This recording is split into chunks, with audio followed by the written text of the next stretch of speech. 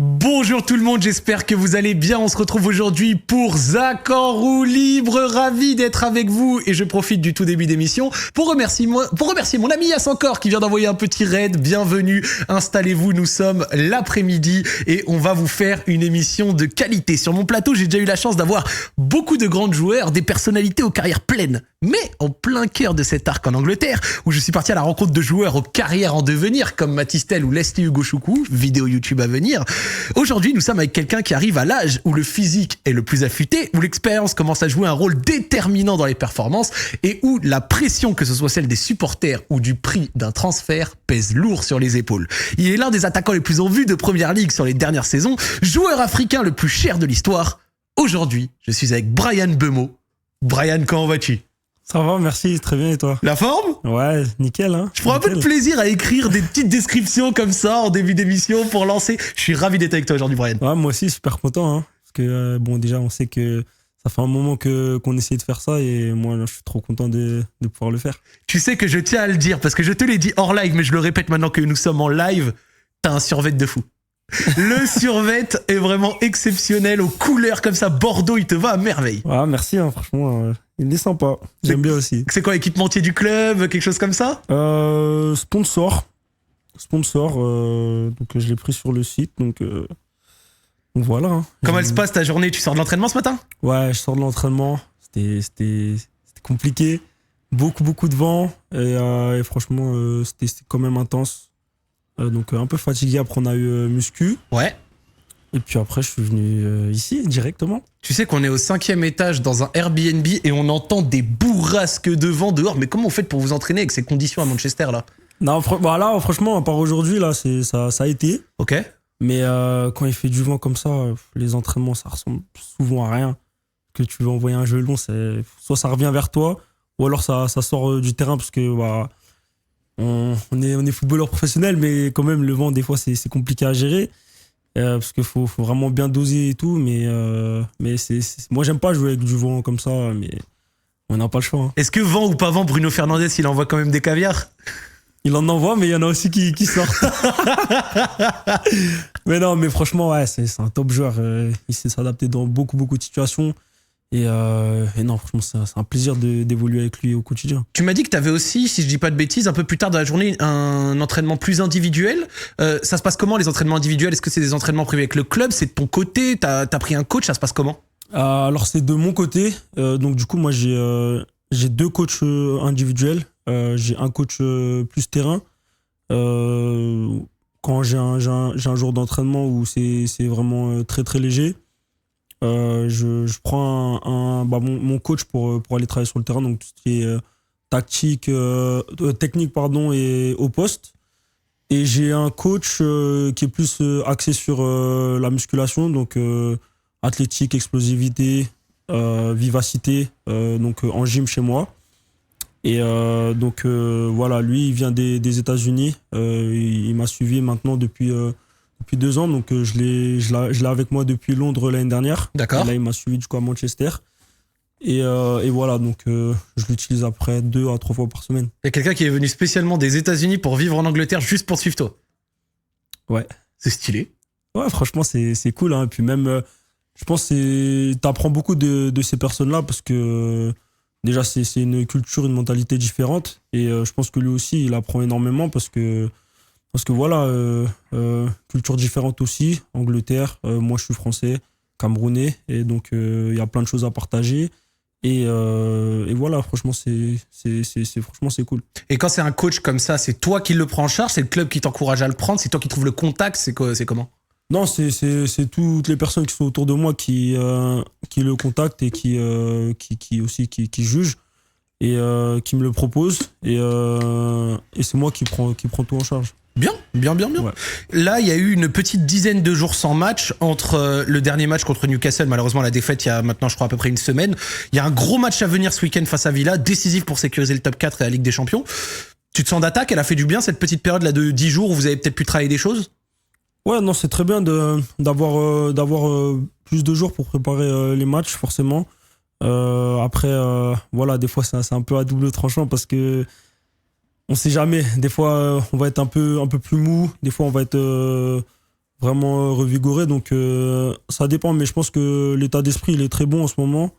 Et voilà, c'est comme tu as dit, c'est un match très important pour nous et on va tout faire pour aller le gagner. En tant que joueur, t'es plus match tous les 3 jours ou un par semaine? T'as connu les deux?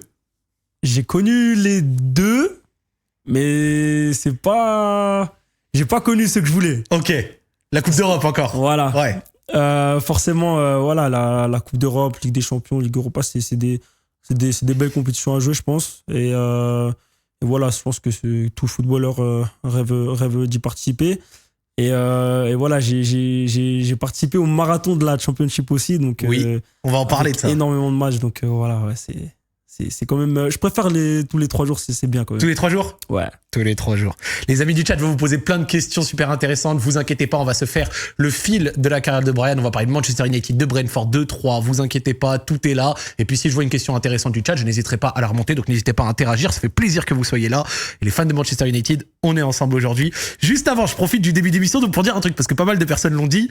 T'es chauve, bien rasé, avec une barbe assez fournie. Je suis fier de pouvoir dire qu'on se ressemble un peu quand même. Hein. Ton crâne est un peu mieux rasé que le mien actuellement, mais... Bah, je l'ai fait ce matin. Hein. Ah ouais, ce matin, on partage en tout. prévision, ouais. Obligé.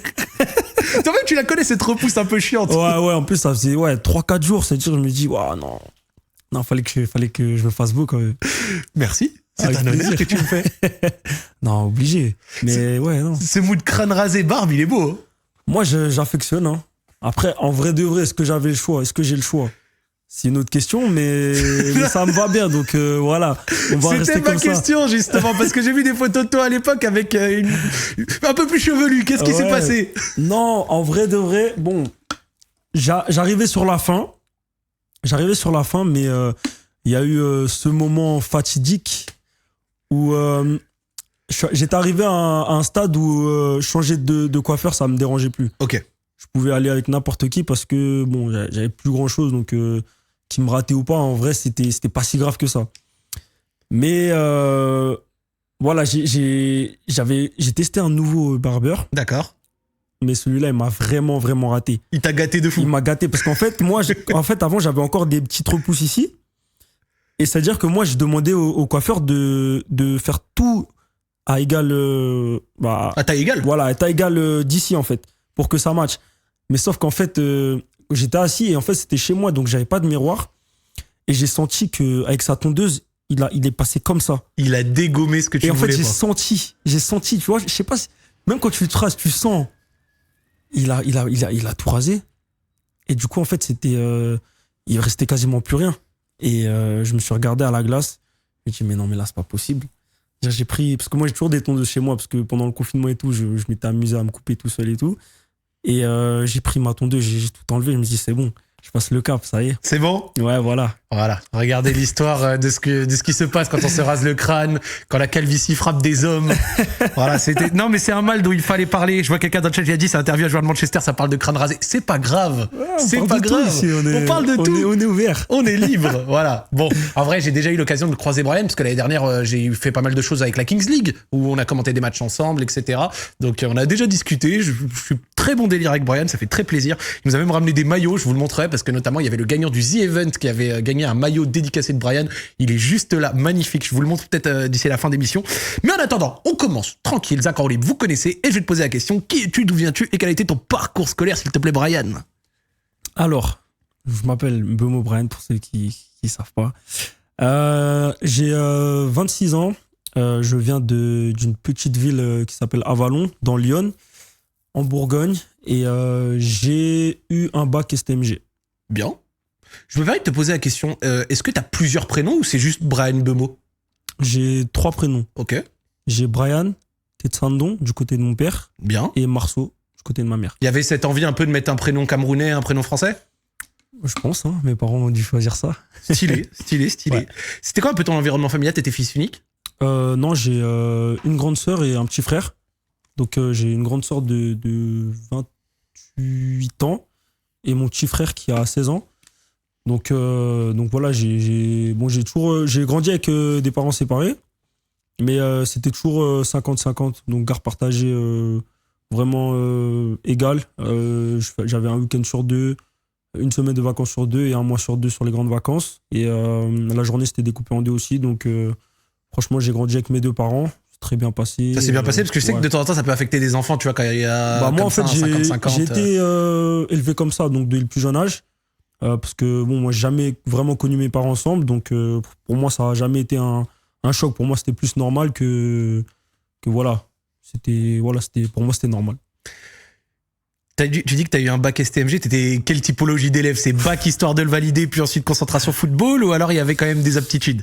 En vrai, bon, il y a beaucoup de personnes qui vont me dire que non, mais j'étais bon à l'école, mais j'aimais pas trop travailler. D'accord. C'est-à-dire que je pense que j'aurais pu avoir le niveau de faire un bac ES, mais je sais que c'était énormément de travail. Enfin, c'était beaucoup de travail quand même. Je pouvais avoir des facilités, mais il fallait quand même un minimum. Mais du coup, le bac STMG, je pense que c'était quand même plus simple au niveau du travail. Mais ça va, j'étais quand même un bon élève, mais j'aimais bien aussi m'amuser, rigoler et tout avec les copains. C'est un peu pour ça aussi, du coup, que j'ai pas choisi ES, parce que franchement, si je m'amusais et tout, je pense que ça allait être compliqué, mais j'étais quand même OK. J'allais te demander d'où te vient ta passion pour le football, mais je crois de savoir que t'as déjà le bon goût d'être supporter de l'Olympique Lyonnais. Ouais.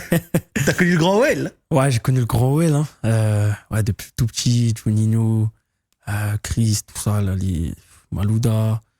C'était non, la grande époque, quoi. C'était notre époque, quoi. C'était l'équipe qu'on supportait un peu dans Lyon, dans ta région? Ouais, bah après aussi, quand on est petit, on aime bien, je pense aussi, on va pas supporter une équipe qui perd tous les matchs aussi, donc c'est un peu compliqué, mais non, voilà, j'ai grandi avec le Grand OL et j'ai décidé de les supporter, et voilà. Est-ce que c'est les modèles que tu viens de citer qui t'ont poussé un peu à jouer au football, ou alors il y avait déjà ce truc quand t'étais plus petit? Bah alors, en fait, moi, il faut savoir que quand j'étais petit, j'étais hyper actif, et en fait, bon, j'aimais le football, mais mes parents, ils m'ont inscrit au football pour me canaliser un peu. Ok. Et puis au final, bah, j'ai kiffé dans tous les cas, parce que des fois je regardais à la télé, et puis voilà, aller au foot et tout, j'aimais trop. Et puis voilà, au fur et à mesure, le rêve a grandi. Ton hyperactivité, elle se démarquait par quoi? Ça consistait en quoi, le fait d'être hyperactif? C'est d'avoir du mal à se concentrer sur un truc, avoir la bougeotte, c'était quoi? Ouais, en fait, j'étais une petite pile électrique. Fallait tout le temps que je bouge, tout le temps. Et ouais, aussi un peu de concentration aussi, étant plus jeune. Bon, après, quand j'étais plus jeune, le foot, ça m'a pas canalisé. Ouais. Au contraire, je crois que ça m'a rendu pire. Mais non, après, en grandissant, voilà, on s'apaise un peu et on est plus tranquille. Pour préparer cette émission, je discutais avec des gens qui te connaissaient un peu. Il y a un truc qui est pas mal revenu, c'est que il y a le football, mais il y a toutes tes passions hors football que tu peux avoir. On m'a dit que tu étais un grand fan de jeux vidéo. On m'a dit que tu faisais de la peinture, que tu avais appris des instruments, piano, violon. Comment ça se fait que tu touches à tout ça? Je suis quelqu'un d'un peu curieux dans tout ce qui... En fait, quand je regarde un truc et qui me plaît, je me dis, j'ai envie d'essayer direct. Donc le piano, ça arrivait en 2018. Parce qu'il faut savoir qu'à l'école, on avait cours de musique et c'était un piano. Le prof, c'était un pianiste. Moi, ça, j'aimais pas. Je sais pas, les gens... Je sais pas s'il y a beaucoup de personnes qui aimaient la musique à l'école, mais moi, j'aimais pas trop.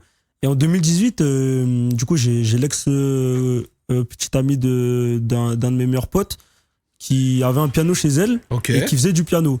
Et un soir, je suis parti manger chez eux et elle a commencé à jouer. Je me suis dit, c'est incroyable. Genre là, t'as vu une vraie symphonie, un vrai bail. Voilà, je me suis dit, mais moi, c'était pas comme ça à l'école. Et franchement, j'ai vraiment kiffé.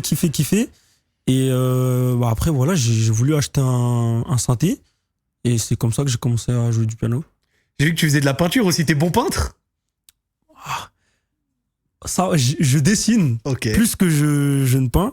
En fait, j'ai fait une peinture dans ma vie avec quelqu'un qui a fait des écoles de peinture et tout. Donc, qui m'a aidé, qui m'a guidé. Et franchement, elle était vraiment pas mal, la peinture. J'étais satisfait. Et le dessin, non, je fais ça tout seul. J'aime bien dessiner des personnages de manga et tout. Donc, ouais.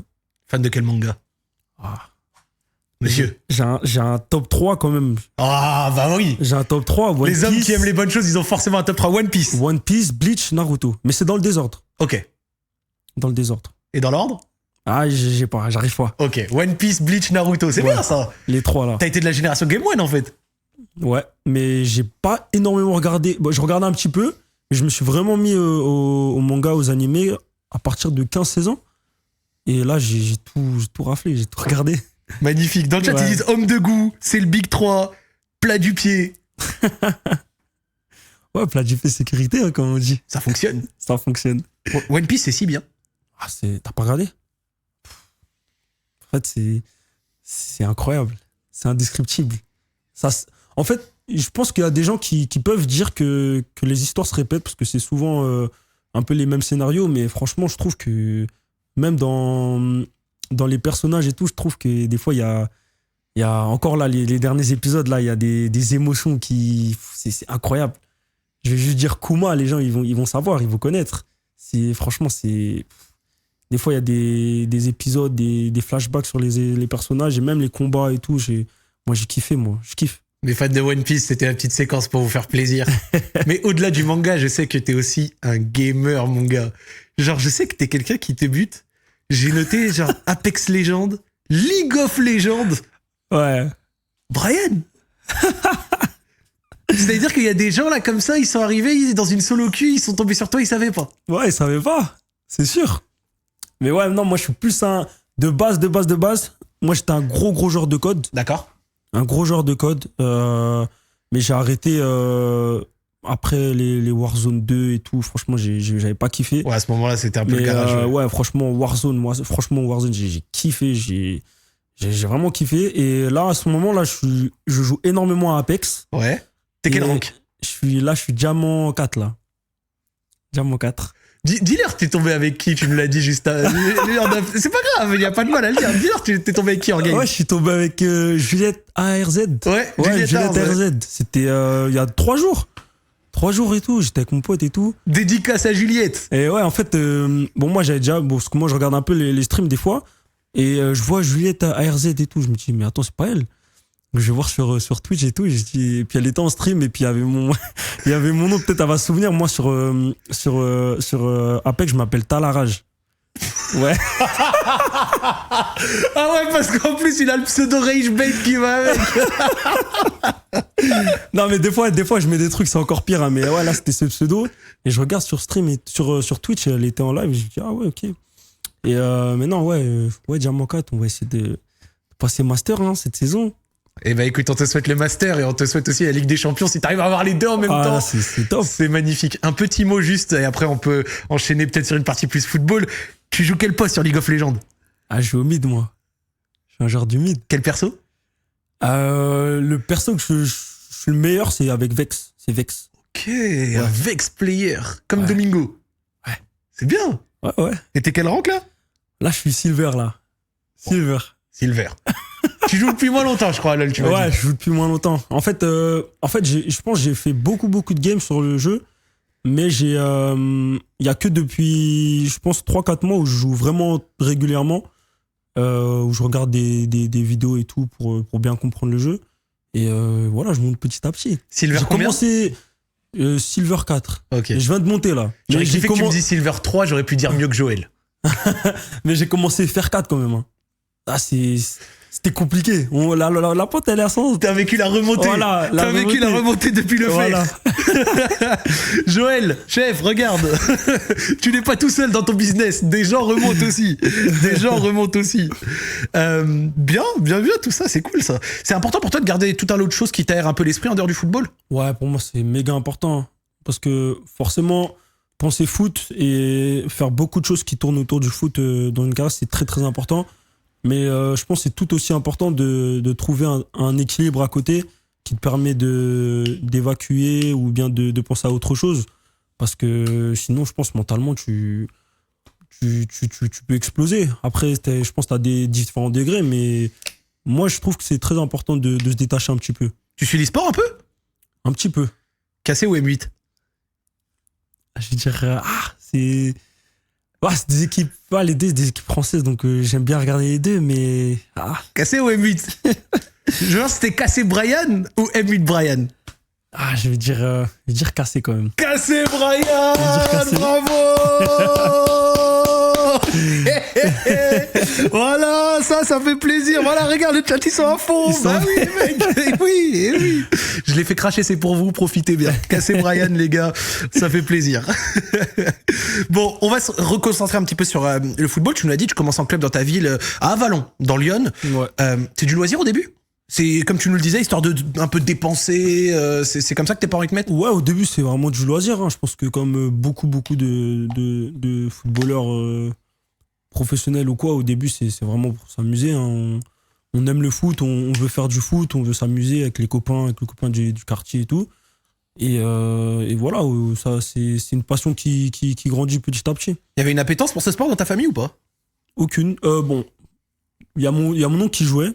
J'ai un oncle qui jouait niveau régional. Mon père, il joue aussi un petit peu, mais mon père, c'était plus un haltérophile de haut niveau. Ah ouais? Ouais. Il soulevait du poids? Ouais, il soulevait, hein. Ah ouais? Championnat du monde et tout. Ah, il a fait champion de France, tout ça, c'est... Ouais, il soulevait. Impressionnant. Et ouais, t'avais pas envie de le blaguer, le papa, avec... Non, il m'a donné des gènes quand même, donc... Fallait quand même me représenter. Hein. Bien sûr. Mais sinon, non, j'étais... Non, franchement, voilà, il y a personne qui faisait vraiment du foot à haut niveau dans la famille. Tu penses que t'as pris un peu du gabarit de ton père? Ah, c'est sûr. Dans le chat, il le dit, c'est pour ça le gabarit. C'est sûr. Non, c'est sûr. Parce que mon père, il était costaud. Hein. Il était vraiment costaud. Même mon oncle aussi, lui, il faisait grave de la muscu et tout. C'était une bûche. Quand j'étais petit et tout, je le voyais, je me dis, mais comment c'est possible? C'était trop costaud. Il faut encore du sport là maintenant ou alors ils ont juste gardé des restes un peu? Non, ils ont gardé des restes. Tu vois, mais quand tu les vois, tu sais que... Tu sens qu'ils ont été costauds en fait dans leur vie. En général, j'ai reçu beaucoup de personnes qui ont commencé le football dans des régions un peu formatrices, tu vois, comme l'Île-de-France où beaucoup de talents sont ressortis, etc. Pour toi, à quel moment la question de la prise au sérieux du sport, du football est arrivée? Je pense que c'est au moment où je commençais déjà à avoir des... je commençais à avoir des approches de l'AGA, étant plus jeune, donc je me suis dit, ok, bon, peut-être qu'il y a quelque chose. En plus, quelqu'un avait posé la question dans le chat, étant de Lyon, pourquoi l'AGA, pourquoi les stacks et pas l'AGA? Ouais, je vais y revenir après. Je me suis dit, ok, bon, il y a peut-être quelque chose, tu vois, j'ai peut-être un bon niveau, etc. et tout. Et voilà, après, au fur et à mesure, tu intègres les centres de formation, tu sais que c'est ce que tu veux faire plus tard, donc... tu vas pas juste pour y aller, en fait. Tu vas dans un état d'esprit où voilà, tu vas essayer de tout casser, tout donner. Et si ça ne marche pas, bah, tu n'auras pas de regret parce que tu as tout donné. Et puis voilà. Et qu'est-ce qui t'a fait du coup rejoindre les stacks? Ça s'est passé comment un petit peu? Il y a eu une prise de contact, ils t'ont vu jouer en jeune, ils ont apprécié ce qu'ils ont vu. Ça s'est passé comment? Alors en fait, moi, à 13 ans, j'ai fait les tests du Pôle Espoir de Dijon. Et malheureusement ou heureusement, j'ai pas été pris. Et j'ai appris plus tard que c'est parce que les stacks me voulaient absolument. Ok. À partir de U14, mais j'ai pas pu aller au U14 parce qu'il y a eu parce que le collège il était full, donc j'y suis allé l'année d'après en U15. Mais du coup, ouais, ils me voulaient tellement qu'ils voulaient pas que du coup ils sont arrangés en fait avec le directeur du Pôle Espoir pour m'avoir en fait. Donc en fait, ils ont appelé Dijon pour dire nous on le veut, il a postulé chez vous, s'il vous plaît, le prenez pas, laissez-le nous. Voilà. Donc c'était au Pôle Espoir. Donc c'est bon, il est équivalent Clairefontaine, Vichy, Reims et tout, tu vois, les Pôles Espoir. C'est particulier quand même comme démarche, tu vois, d'appeler un autre centre, ouais. S'il vous plaît, le prenez pas, parce que nous en vrai on aimerait bien se mettre sur lui. Et voilà, et ça je l'ai appris vraiment il y a peut-être je l'ai appris peut-être 5 ou 6 ans après. Parce que je me souviens quand j'ai pas été pris, j'étais dans le mal, j'ai pleuré et tout à l'école et tout, je me souviens. Et du coup, pourquoi 3 et pas la GIA? Parce que tout simplement, j'avais un meilleur contrat à 3. D'accord. À 3, ouais. Donc, ils m'ont proposé ANS. C'est quoi ANS? ANS, c'est accord de non-sollicitation et qui te. Comment? Ça laisse une exclusivité, en gros. C'est une exclusivité. En fait, aucun club ne peut te prendre. Et ça t'octroie le fait. C'est obligé que tu puisses aller au centre de formation, en fait. D'accord. Donc U16, U17. Ouais, centre de formation U16, U17. Alors qu'à la GIA, c'était seulement école de foot, donc à partir du 15. Et voilà, après, on ne sait pas ce qui peut se passer, etc. Donc j'avais la garantie à 3 d'intégrer le centre de formation. Donc c'est là où j'ai fait le choix de signer là-bas. Dédicace aux amis de Remontada, les seuls supporters de l'Estac que je connaisse. Club qui fait d'ailleurs une superbe saison cette année. Tu les suis encore ? Je regarde pas les matchs, mais je regarde les résultats. Et franchement, je suis archi content parce que voilà, c'est le club formateur, c'est là où j'ai fait mes gammes, où j'ai grandi, où j'ai éclos. Donc franchement, non, je suis content et j'espère qu'ils vont monter. Hein. Elle s'est passée comment ton arrivée du coup là-bas ? Là, tu viens de nous raconter un peu avec l'ANS, etc. Quand tu arrives là-bas, que tu commences à jouer en jeune, concrètement, ta formation, elle se passe comment ? Elle se passe plutôt bien. Surtout, je trouve que c'est quand même une ligne ascendante. Ça se passe bien, mis à part le début qui était forcément compliqué, parce que tu quittes ta famille quand même assez jeune. Voilà, t'es dans un nouvel environnement, tu dors plus chez toi, etc. T'étais direct en centre, comment ça s'appelle pas la demi-pension, mais tu sais, quand tu restes dans... Ouais, nous, ça s'appelait la préformation. Ok, la préfo. Ouais. Et donc, en général, tu passais la semaine là-bas, tu jouais le samedi, et le week-end, et le dimanche, tu rentrais chez toi. Mais bon, moi, j'habitais quand même assez loin, donc moi, je rentrais chez moi à peu près une fois toutes les 2 semaines, voire une fois par mois. Donc voilà, quand je restais les week-ends, en fait, je dormais. En fait, t'avais la préformation ici et t'avais le centre de formation qui était un peu plus loin. Donc moi, les week-ends, je dormais là-bas parce que le surveillant, lui, il partait en week-end. Okay. Donc moi, j'allais. Internat un peu. Internat, ouais. Et voilà, donc ça se passait comme ça. Donc ouais, le début un peu compliqué pour assimiler aussi parce que j'ai changé de poste aussi quand je suis arrivé à 3. T'es passé de quoi à quoi ? Alors quand j'ai joué à Vallon... J'aime toujours demander aux footeux pro, ils jouaient à quoi ? Enfin, quel poste jeune ? Parce qu'à des moments, vous avez joué des trucs qui n'ont rien à voir. Donc moi, quand j'étais plus jeune, je jouais un peu en 6. Je jouais 6. À Vallon, c'est pas évident, 6. Tu vois. Ouais, je jouais 6. Tu vois, j'étais vraiment la pointe basse. T'aimais ça ? Ouais, ça va, hein, je ressortais les ballons et tout, je me projetais... Non, je jouais 6 et après, quand je suis arrivé à 3, j'ai été formé sur le côté gauche. D'accord. Donc, et les gauchers qui centrent, un peu le classique, ouais. Classique. Et arrivé en 19, c'est là que j'ai commencé à jouer à droite. Mais du coup, ouais, donc adaptation du nouveau poste et tout, c'était un peu compliqué, mais voilà, après, on est jeune, donc on arrive à bien s'adapter quand même. Quelqu'un dans le chat a mis un message qui a retenu mon attention. Il a dit, il est passé au FC Bourgoin-Jallieu quelques mois en attaque avec Amine Gouiri. C'était n'importe quoi. Quelqu'un qui t'a suivi et qui savait ce que t'as fait au Bourgoin-Jallieu. T'as joué avec Amine là-bas ? J'ai joué avec Amine là-bas. C'était U13. Ouais, c'était mon année du 13. Donc les 6 premiers mois, en fait, j'ai rejoint du coup mon père qui était sur Lyon. D'accord. Et donc je suis allé à l'école là-bas aussi. Et du coup, ouais, je suis rentré au Bourgoin-Jallieu. Et ouais, j'ai fait 6 mois là-bas. Et ouais, franchement, on avait une équipe de malades. Ah ouais ? On frappait tout le monde. Et le duo d'attaque, il marchait bien ? Amine, c'est pas n'importe qui, hein. Ok, même. Oui. Amine, dans les sélections de jeunes, etc., il a traumatisé beaucoup de monde. Hein. En plus, quand il était petit, il était trop en avance physiquement. C'était un truc de fou. Et non, franchement, on avait vraiment une équipe incroyable. Dédicace aux défenses du Rhône-Alpes des époques 2012-2013 qui ont eu à un moment une double attaque Amine Gouiri, Brahim Bemo. Il y a dû avoir des têtes et des jambes qui ont tourné, hein, ça devait être un peu marrant. J'ai vu que tes performances à 3 t'ont ouvert les portes des jeunes de l'équipe de France et notamment les U17. Alors c'est drôle parce que j'ai retrouvé un match des U17 français où t'étais contre l'Italie. Tu rentres dans une équipe où il y a notamment à l'époque Malang Sarr, Bouba Camara, Michael Cuisance. Comment tu t'es fait remarquer ?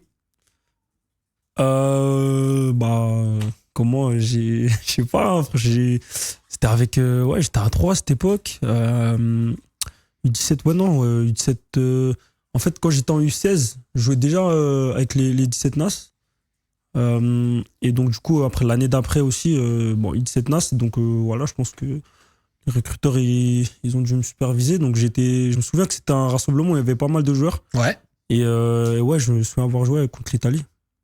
Belle expérience. Et quand on est jeune, qu'on reçoit une sélection, que ce soit, tu vois, enfin nationale avec des recruteurs qui te regardent, etc. Est-ce que c'est à ce moment-là qu'on envisage vraiment le pro ? Ouais, franchement, déjà c'est une fierté, déjà, je pense, d'aller en sélection jeune. Et voilà, tu dis que aussi que les efforts que tu fournis, ils te permettent d'être parmi les meilleurs joueurs du pays à ton jeune âge. Donc franchement, c'est une belle reconnaissance et ça te pousse forcément à aller essayer de chercher plus haut. Quelqu'un a mentionné dans le chat la Gambardella. J'ai vu que tu as fait partie de l'équipe de 3 qui remporte justement la Coupe Gambardella. Ça, c'est une reconnaissance, on sait, en jeune en France qui est très importante. C'est une équipe avec notamment Yevon Diouf, Bilal Brahimi. Toi, tu marques un doublé en finale. Ça a été un boost pour toi? Ouais. En fait, à cette période-là, j'étais déjà avec les pros. J'avais pas signé pro, mais je m'entraînais avec les pros et j'avais déjà fait quelques groupes. Mais ouais, franchement, toute la campagne de la Gambardella et notamment la finale, franchement, c'est ça m'a donné un gros boost pour les années à venir. Toi, on sait que justement, tu es un joueur qui joue beaucoup sur la puissance, la rapidité, les appels, etc. C'est à cette époque où, tu vois, là, on parle de... Tu avais 17, 18 ans, tu continuais de grandir, où tu arrivais, en tout cas, à un niveau de croissance qui commençait à faire que tu jouais avec les pros. C'est à ce moment-là que tu as trouvé ton style de jeu qu'on connaît maintenant?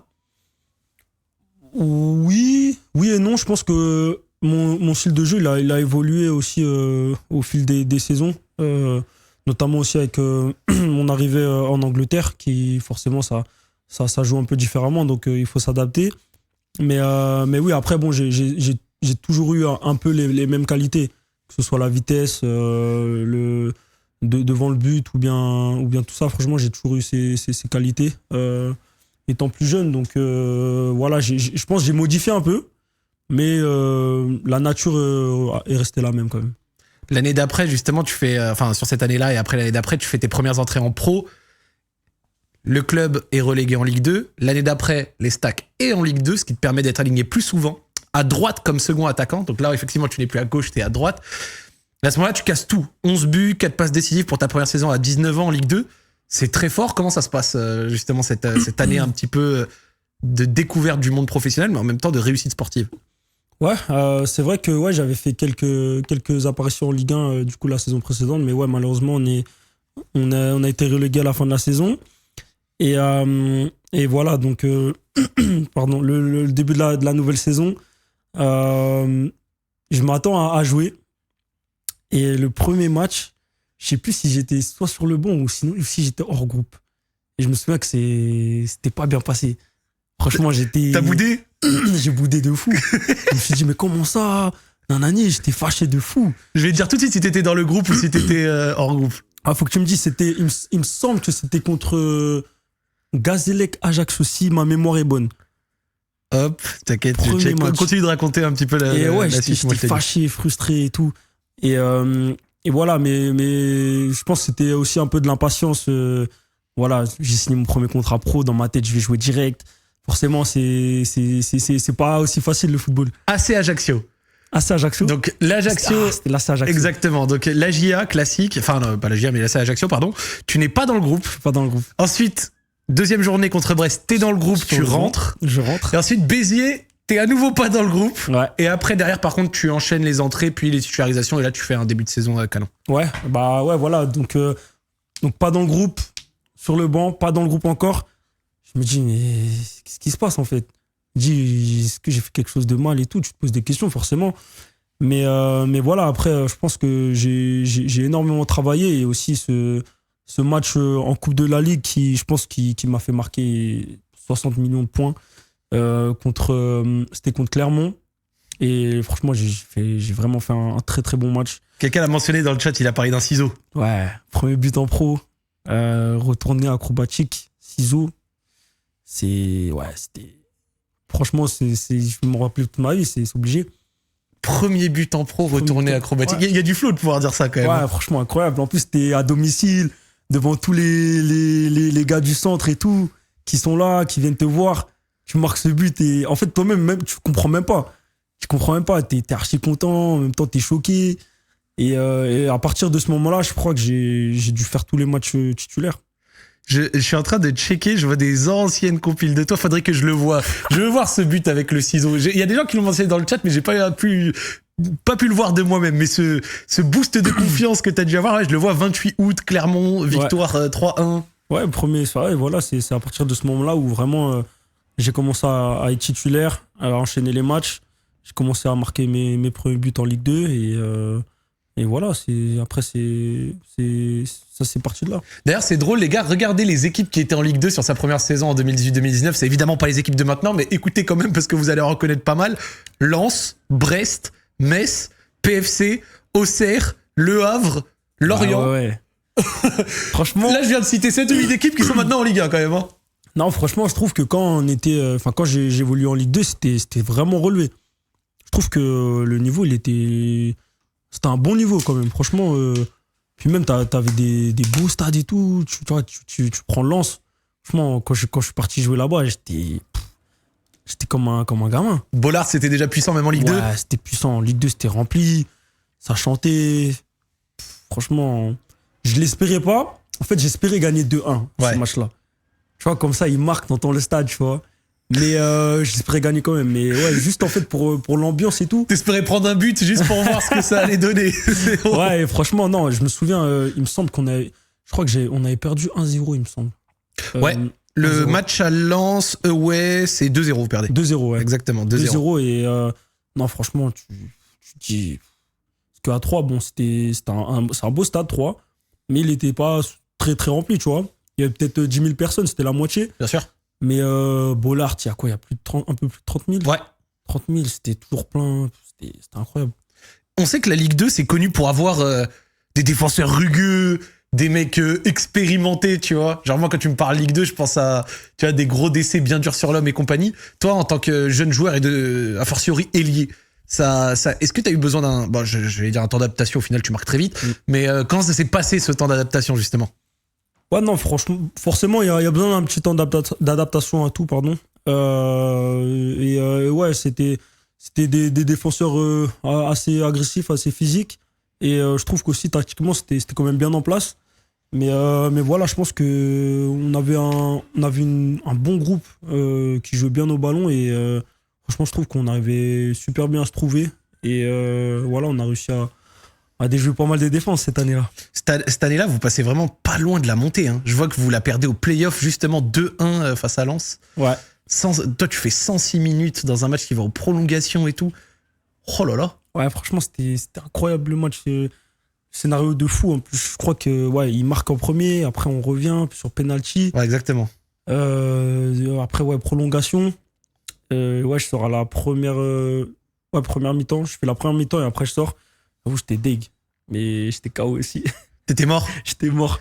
Ce que je viens de voir, genre, vous prenez un premier but Yannick Gomis, égalisation Brian Pelé, penalty. Tu sors à la 106. Simon Banza, but 108. Ouais. Ah non, ça veut rien dire. Ça veut rien dire, mais non, franchement, j'étais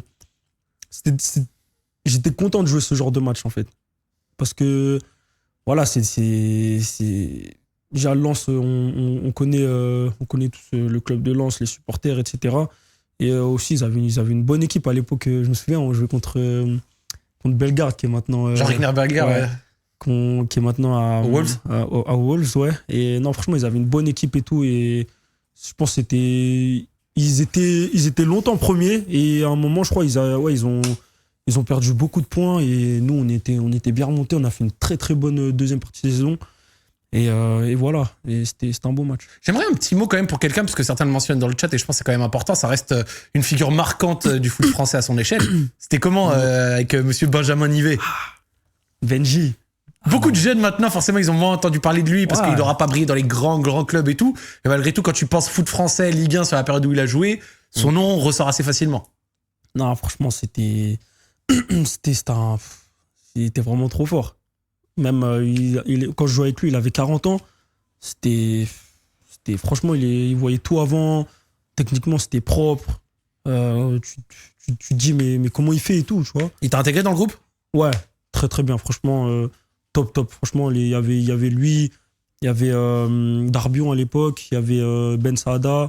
Franchement, non, tous les anciens, ils m'ont vraiment bien accueilli. Et franchement, non, c'était... ça fait du bien, tu vois, parce qu'on sait que des fois, tu vois, les anciens, ils sont pas souvent très cool avec les jeunes. Ouais, c'est ce que j'allais dire. En plus, des fois, il y a des jeunes, l'intégration, c'est difficile. Ouais, mais moi, franchement, non, ils m'ont tout de suite intégré et franchement, c'est super bien passé. Après une grosse saison de Ligue 2, Brentford, qui évolue en Championship, vient toquer à la porte un petit peu. Comment ça se passe? T'as rejoint du coup Brentford à l'été 2019.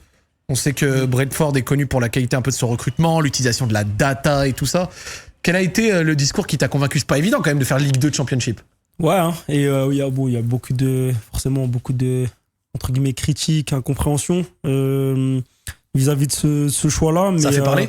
Ouais, ça a fait parler, hein, forcément, hein, parce que bon, il y a beaucoup de monde qui m'attendait en Ligue 1 à cette période-là. Mais Il y a eu des clubs de Ligue 1? il y a eu des clubs de Ligue 1. Qui par exemple? J'étais proche de signer à Rennes. Ok, intéressant. Signé à Rennes. En décembre, il y a eu Lille. Il y a eu Lille, Bordeaux. Il y avait un petit intérêt aussi de Marseille, mais c'était pas forcément très concret. Ok. Mais le plus proche, c'était Rennes, ouais. C'est intéressant, il y avait quand même un multiverse avec Brian Bemo, soit à Rennes, soit à Lille ou autre, c'est intéressant. Ouais. Non, franchement, je me suis dit, putain, c'est excitant de fou le mercato et tout, parce que bon, on savait à peu près tous que j'allais partir, surtout qu'on n'était pas monté. Ok. Donc voilà, je me suis dit. Tu penses que t'aurais pu rester si les stacks étaient montés? Je pense que j'aurais pu rester une année supplémentaire si on était monté, ouais.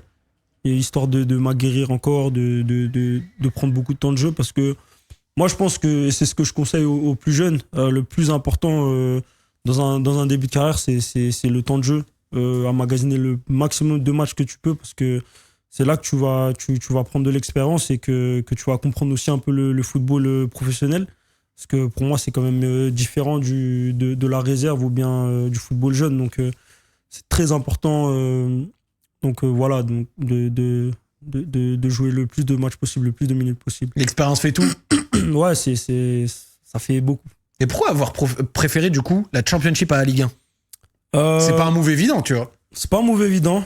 Après, j'ai toujours voulu jouer en Angleterre. Forcément en Première Ligue, bien sûr.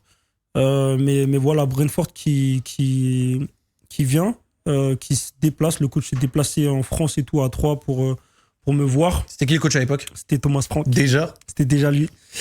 C'était sa première saison au club quand il est venu. Donc moi, quand j'ai rejoint le club, c'était du coup sa deuxième.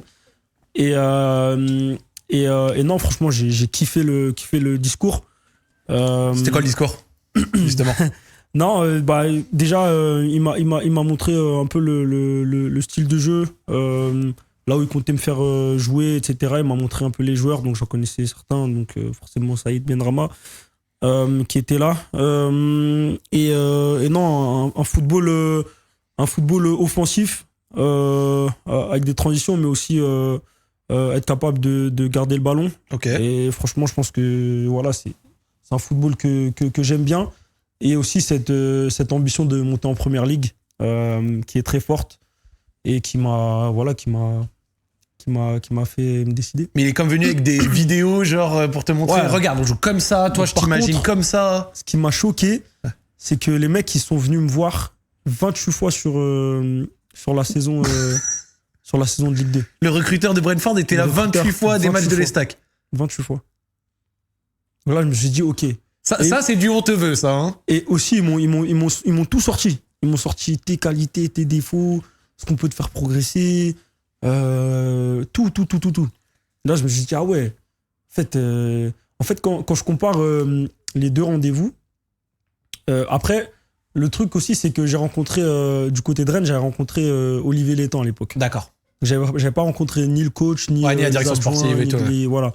Donc, et c'est là que je me suis dit, ah, mais en fait, les mecs Brentford, ils me veulent de fou.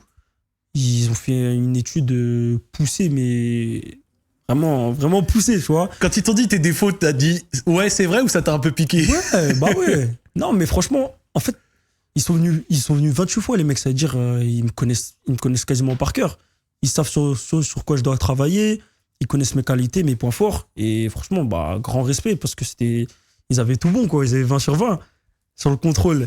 Et non, franchement, voilà, j'ai vraiment senti qu'ils me voulaient. Et franchement aussi, c'est quelque chose qui, pour moi, est important, d'aller dans un club où tout le monde te veut. D'accord.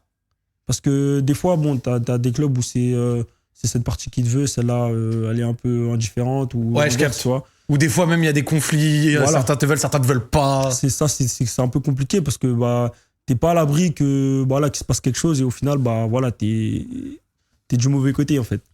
Et non, et du coup, voilà, moi c'était important. Le coach me voulait, Les dirigeants, les présidents, ils étaient pour. Donc voilà, c'est là que j'ai fait le choix de partir là-bas. Elle s'est passée comment l'installation là-bas? Tu parlais déjà anglais? J'étais bon à l'école, mais quand j'arrive là-bas, en fait, c'est pas l'école. Ok. C'est un autre monde. C'est complètement différent parce que à l'école, en fait, t'apprends à t'exprimer, t'apprends les mots simples et tout, mais t'apprends pas les mots de la vie de tous les jours. Pas forcément. Ou genre, par exemple, demain, tu parles avec quelqu'un d'un sujet de la vie, quoi. Je sais pas, par exemple, que ce soit entre guillemets sportif, mondial, économique, politique, tout ce que tu veux. T'apprends pas ça à l'école, en fait. Ou alors, il faut faire vraiment des études plus poussées, mais dans le cursus scolaire standard, t'apprends pas vraiment, tu vois. Et maintenant, après 7 ans... Ah, je suis bilingue. Ah, monsieur.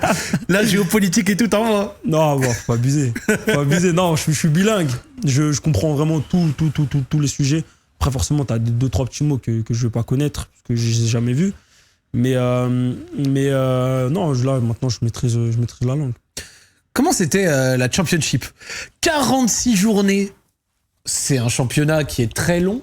Beaucoup en parlent comme un championnat hyper compétitif. Toi, t'as vécu ça comment?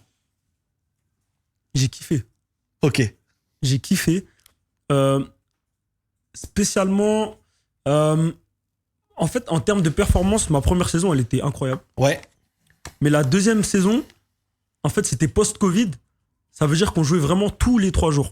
Mais tous les 3 jours. Et on n'avait aucune coupure. C'était, tu me dis une bêtise, genre c'était match, repos, une séance, match, repos, Exactement. une séance, match, repos, une séance. Parce qu'en fait, du coup, on avait repris les championnats plus tard. Et en fait, nous, voilà, on est sorti de la saison d'avant. On a fini le 4 août, il me semble. Ok, donc très On finit tardivement. le 4 août, parce que du coup, on a joué les playoffs. Et dont on a perdu contre Fulham. T'inquiète pas, je l'ai noté. Et du coup, on revient 2 semaines après. Le 17 août, reprise. 2 petites semaines. 2 petites semaines. Donc 46 matchs, plus de la Cup et tout. 2 semaines de pause, une saison 46 matchs et compagnie. Ouais. Mais aussi, il y a eu la coupure du Covid, où on a manqué, il me semble, 3 mois. Ouais, c'est vrai. 3 mois. Mars, avec, si je dis pas de bêtises, les championnats, les premiers, ils ont repris peut-être mai, un truc comme ça. Voilà. Vide. Donc on finit la saison, nous, le 4 août. Donc très tardivement, et on a très peu de repos.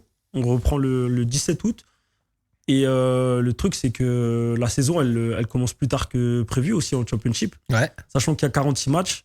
Tu reprends au moins, je pense qu'on a repris, 3 semaines après ou 1 mois après. Donc 46 matchs, il faut les étaler. Donc tu es obligé de jouer tous les 3 jours. Mais franchement, j'ai trouvé ça incroyable. Jouer, en fait, parce qu'un footballeur, c'est les matchs qu'il veut jouer. Ouais. Et voilà, le fait de jouer tous les 3 jours, t'as tout le temps des matchs. Et si tu rates un match, tu sais que le match d'après, il revient dans 3 jours. Donc tu sais que le turnover, il est archi rapide. Ouais, t'as toujours la possibilité de renvoyer. Voilà, de renvoyer. Donc je pense que j'ai trouvé ça incroyable. Sur ta première saison, tu exploses là-bas, 16 buts. Et j'ai regardé votre équipe à Brentford, mais les gars, c'était quoi ce truc? Désolé, j'ai moins suivi Brentford de Championship cette saison-là.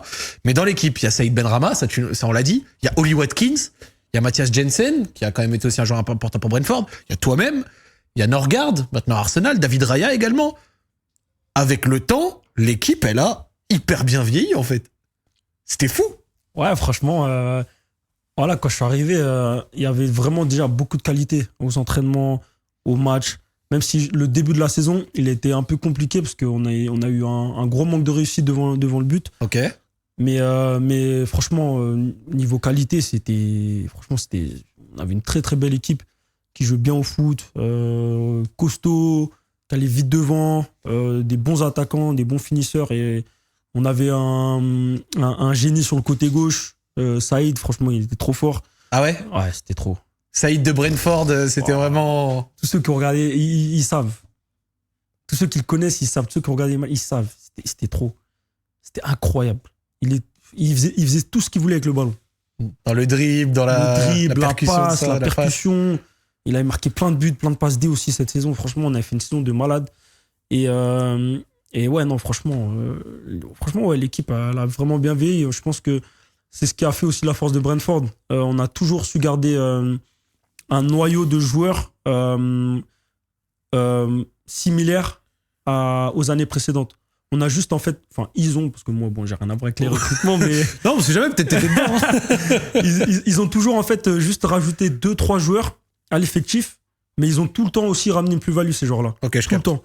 Et aussi on a aussi gardé ce noyau dur à chaque année, donc on se connaissait par cœur, et donc voilà, je pense que ça a été un gros plus pour nous. Je suis content que tu parles de Saïd Benrahma parce que, franchement, il a quand même eu des périodes qui étaient très méchantes.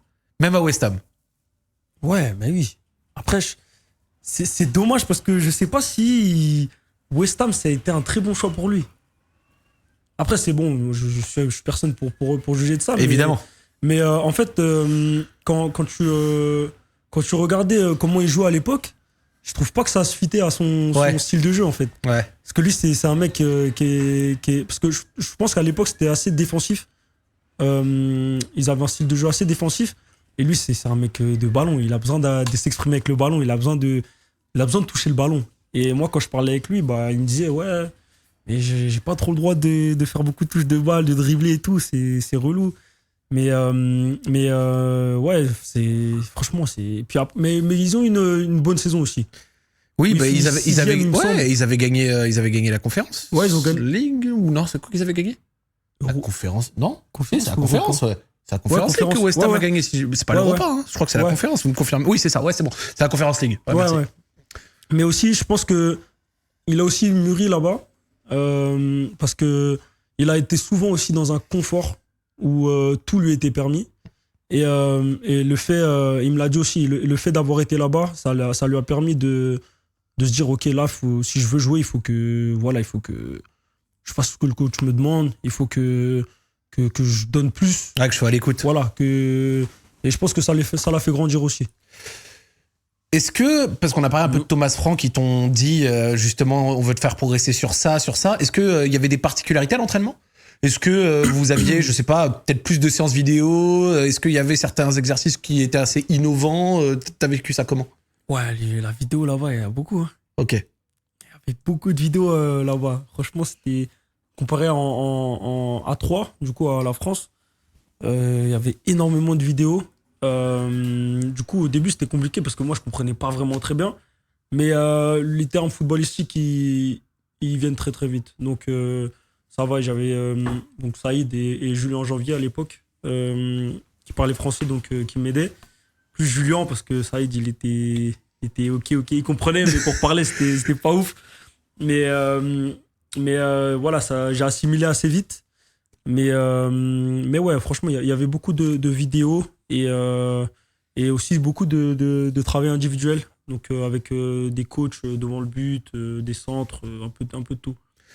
Le match qui rapporte le plus d'argent dans le monde du football, c'est celui de l'accession à la Première Ligue. Donc c'est la finale de play-off.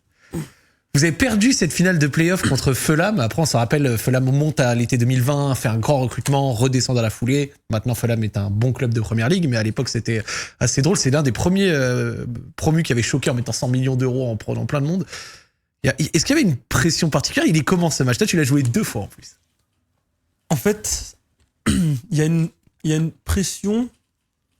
Ouais, il y a une pression parce que tu te dis, ok, t'as un match de l'APL. L'APL, tu sais que t'as presque les meilleurs joueurs du monde, les meilleures équipes et tout. Et t'as ce contexte archi bizarre qui est le Covid. Un stade de 90 000 places. Vide. Complètement vide. Et voilà, c'est un contexte super compliqué. Et il y a de la pression forcément aussi. Une finale, tu vois, c'est spécial en fait. C'est spécial. T'abordes pas de la même manière en fait. Et ouais, je me souviens, ça a été un match très compliqué pour moi, pour nous. C'était le Fulham de Decordovaride et tout ça. Ouais, il était là-bas. Ouais. Ah, il était là-bas. Il était là-bas. Et ouais, non, eux, ils avaient une grosse équipe aussi à l'époque, une bonne équipe. Et je trouve que nous, on n'a pas joué le match qu'on aurait dû. Enfin, qu'on n'a pas joué le match avec nos capacités, je pense. On a un peu déjoué, mais voilà. Après, j'ai eu la chance de faire le back-to-back, donc d'y retourner l'année d'après. Et Il y avait des spectateurs cette fois l'année d'après? 11 000. La jauge. 11 000, la jauge. Du coup, pareil, t'as 90 000 places, tu vois qu'il y a 11 000 places, t'as le seum de ouf, en fait. Bah ouais. Mais on était prêts. On était prêts, on était préparés. On a l'expérience de l'année d'avant. On arrive... on a bien fini aussi la saison, pareil. Et pareil, on passe par les playoffs, pareil aussi. Hein. Demi-finale, on est mené 1-0 à Bournemouth. Et match retour chez nous, on gagne 2-1 ou 3-1, il me semble. 2-1 ou 3-1. Bon, bref, dans tous les cas, on gagne. Et voilà, on arrive en finale et on savait à quoi s'attendre et au final, c'est passé.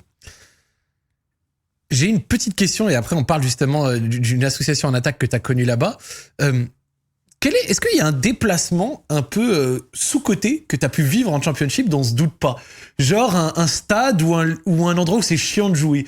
Genre, j'en sais rien, tu me dis un Preston ou un truc comme ça, j'en sais un club qu'on connaît pas trop en France, mais aller jouer là-bas, vas-y, c'est bourbier, c'est de la Championship, c'est relou, genre. Attends, faut que je me rappelle des équipes contre qui j'ai joué. Ou un en particulier qui t'a marqué pour une raison, peu importe.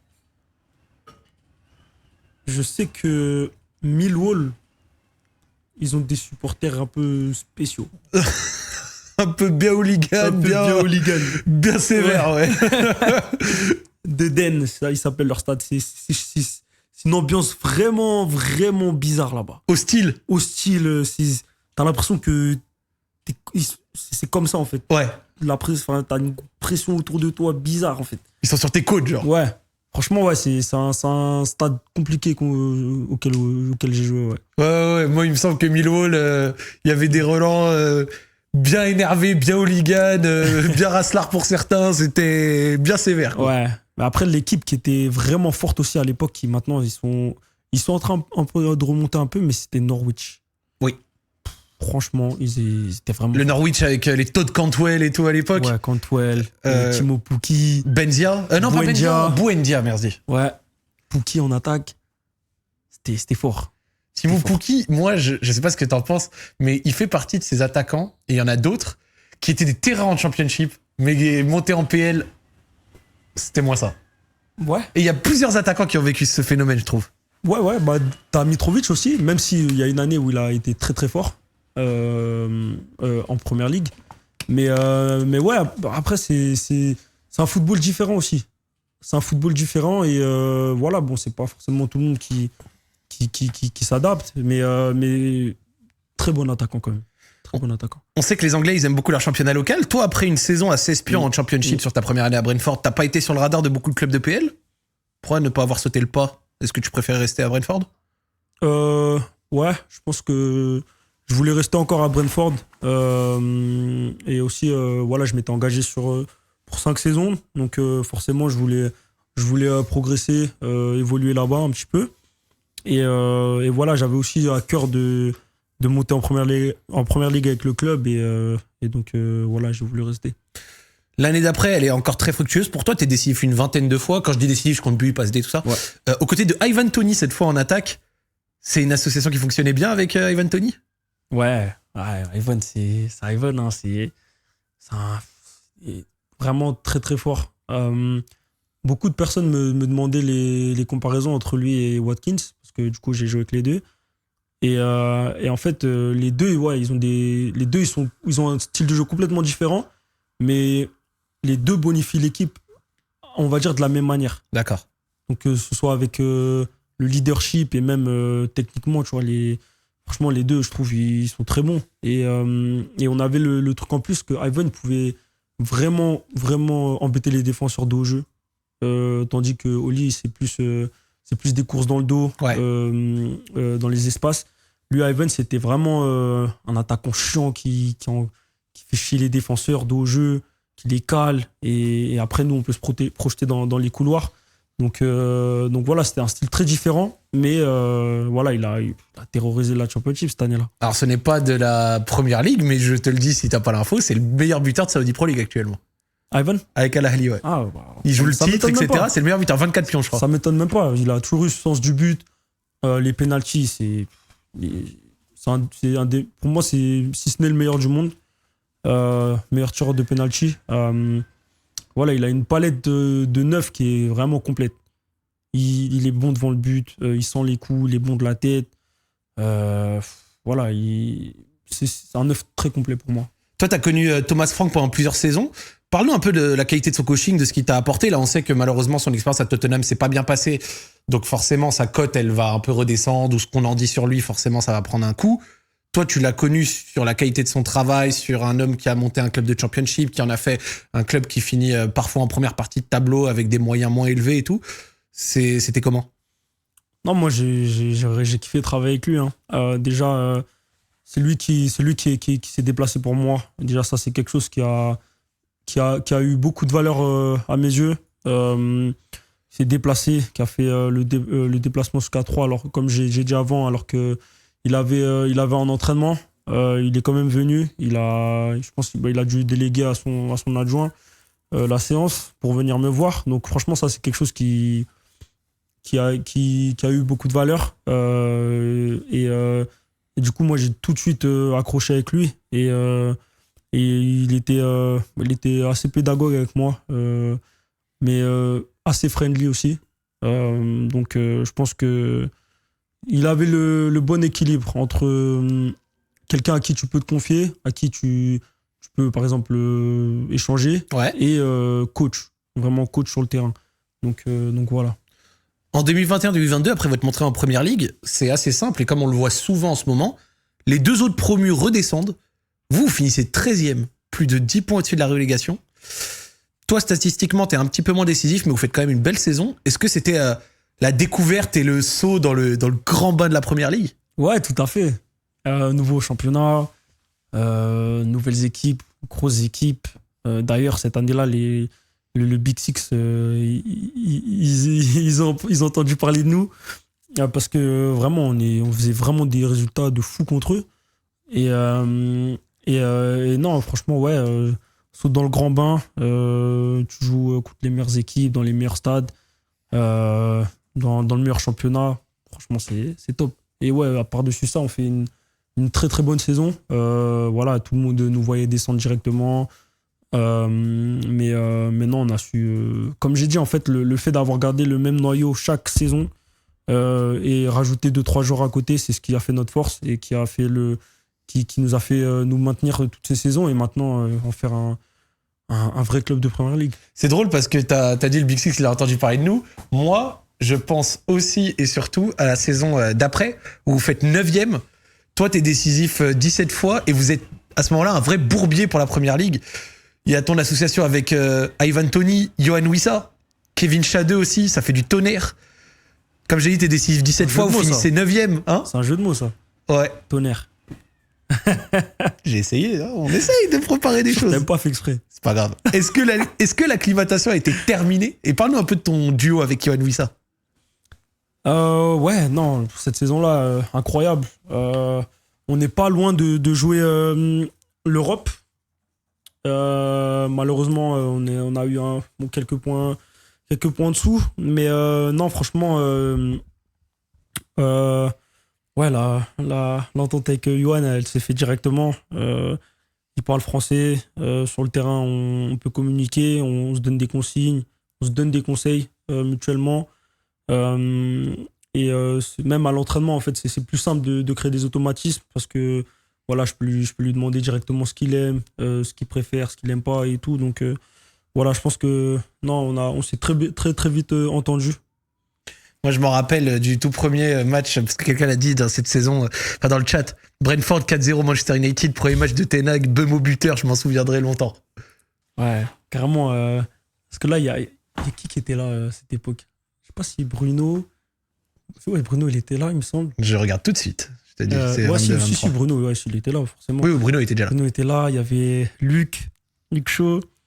Et je me souviens, chaque fois, surtout Luc, je le chante de fou. Parce que sur le 4e but, quand je marque, je suis au duel avec lui et tu vois, je l'ai. Tu le bouges un peu, ouais. Et non, ouais, franchement, 4-0 à la mi-temps, mais on arrive dans le vestiaire, on se demande si c'est réel. On est choqué. C'est dingue. Choqué, mais. 4 buts entre la 10 et la 35e minute. On est choqué, mais on se dit aussi. Ouais, voilà, c'est le fruit de tout le travail qu'on a mis depuis toutes ces années et on sent que ça paye. Donc voilà, on est content et fier. C'était le match, là je vois Jensen, Norgard, toi et Tony devant. Yohan Wissa il rentre par la suite et du côté de Manchester United c'était encore Cristiano, Ouais. Bruno, Rashford, Sancho, Eriksen, Fred au milieu, Martinez, Maguire, Dalot, Shaw derrière. Ouais, non, franchement, c'était une grosse équipe. Grosse équipe et voilà, non, nous, franchement, c'est mes années à Brentford, on n'a jamais faibli devant les grandes équipes. On n'a jamais surjoué non plus. On a toujours vraiment joué avec nos armes et voilà, on s'en est très bien sorti, je crois. Vous étiez vraiment des joueurs de transition, vous. Toi, Yohan Wissa, là, ça allait à 2000 à l'heure. Ouais, franchement, devant, on allait très vite. Hein. On allait très vite. On avait des bons milieux de terrain qui étaient capables de nous donner des bonnes passes en profondeur. Et voilà, on savait que. On savait aussi quand même calmer par moment.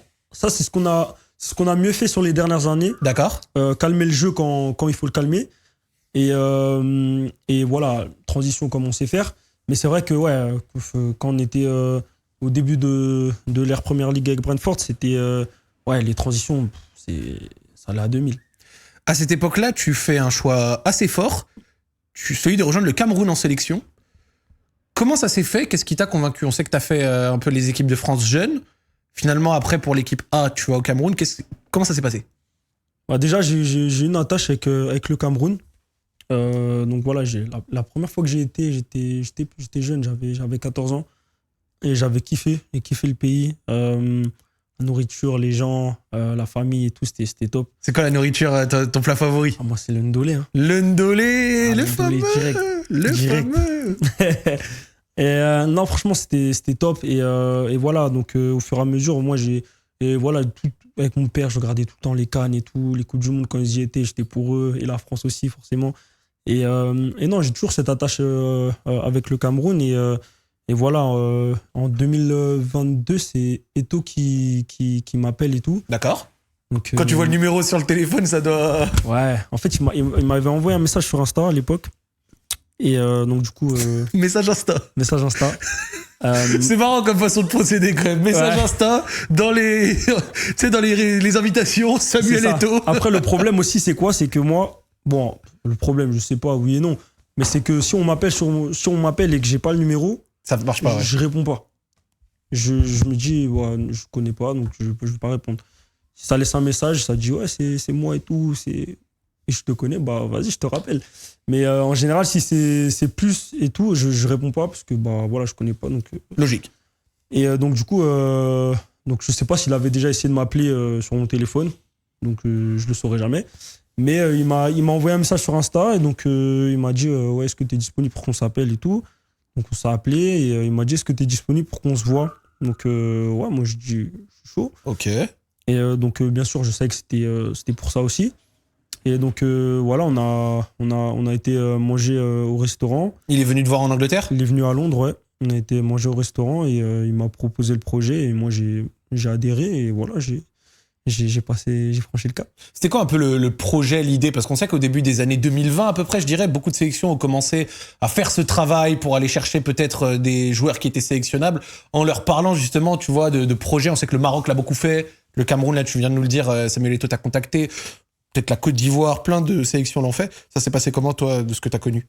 Non, bah voilà, il est venu avec en me parlant de l'équipe, ce qu'il comptait faire aussi. Donc voilà, donc d'essayer de rapprocher plusieurs joueurs. Et non, franchement, je connaissais déjà beaucoup de... Personnellement, non, mais bien sûr, il y avait beaucoup de joueurs de l'effectif que je connaissais. Et je me suis dit que ça pouvait être une très bonne chose. Et voilà, moi, je voulais aussi commencer ma carrière internationale. Je trouve que c'est important dans une carrière. Et voilà, j'ai pas hésité une seconde. C'était comment les premiers pas en sélection? Il y avait ce frétillement, ce petit frisson? Ouais, t'as un petit frisson, t'appréhendes aussi un peu au début, c'est normal. Surtout moi, je suis toujours comme ça au début, je suis un peu réservé quand je connais pas trop et tout. Mais après, bon, quand je connais, voilà, c'est le real Brian. Mais non, un peu d'appréhension, forcément. Et Et aussi, voilà, t'as de l'attente forcément sur toi et un peu de pression, mais voilà, c'est très très fier de porter ces couleurs-là. T'as vécu la Coupe du Monde des U22, celle où le Cameroun fait un 3-3 de dingue contre la Serbie, la victoire contre le Brésil avec Vincent Aboubakar, malheureusement aussi la défaite contre la Suisse. Le groupe, il était fou. Est-ce que des anecdotes sur cette compétition au Qatar?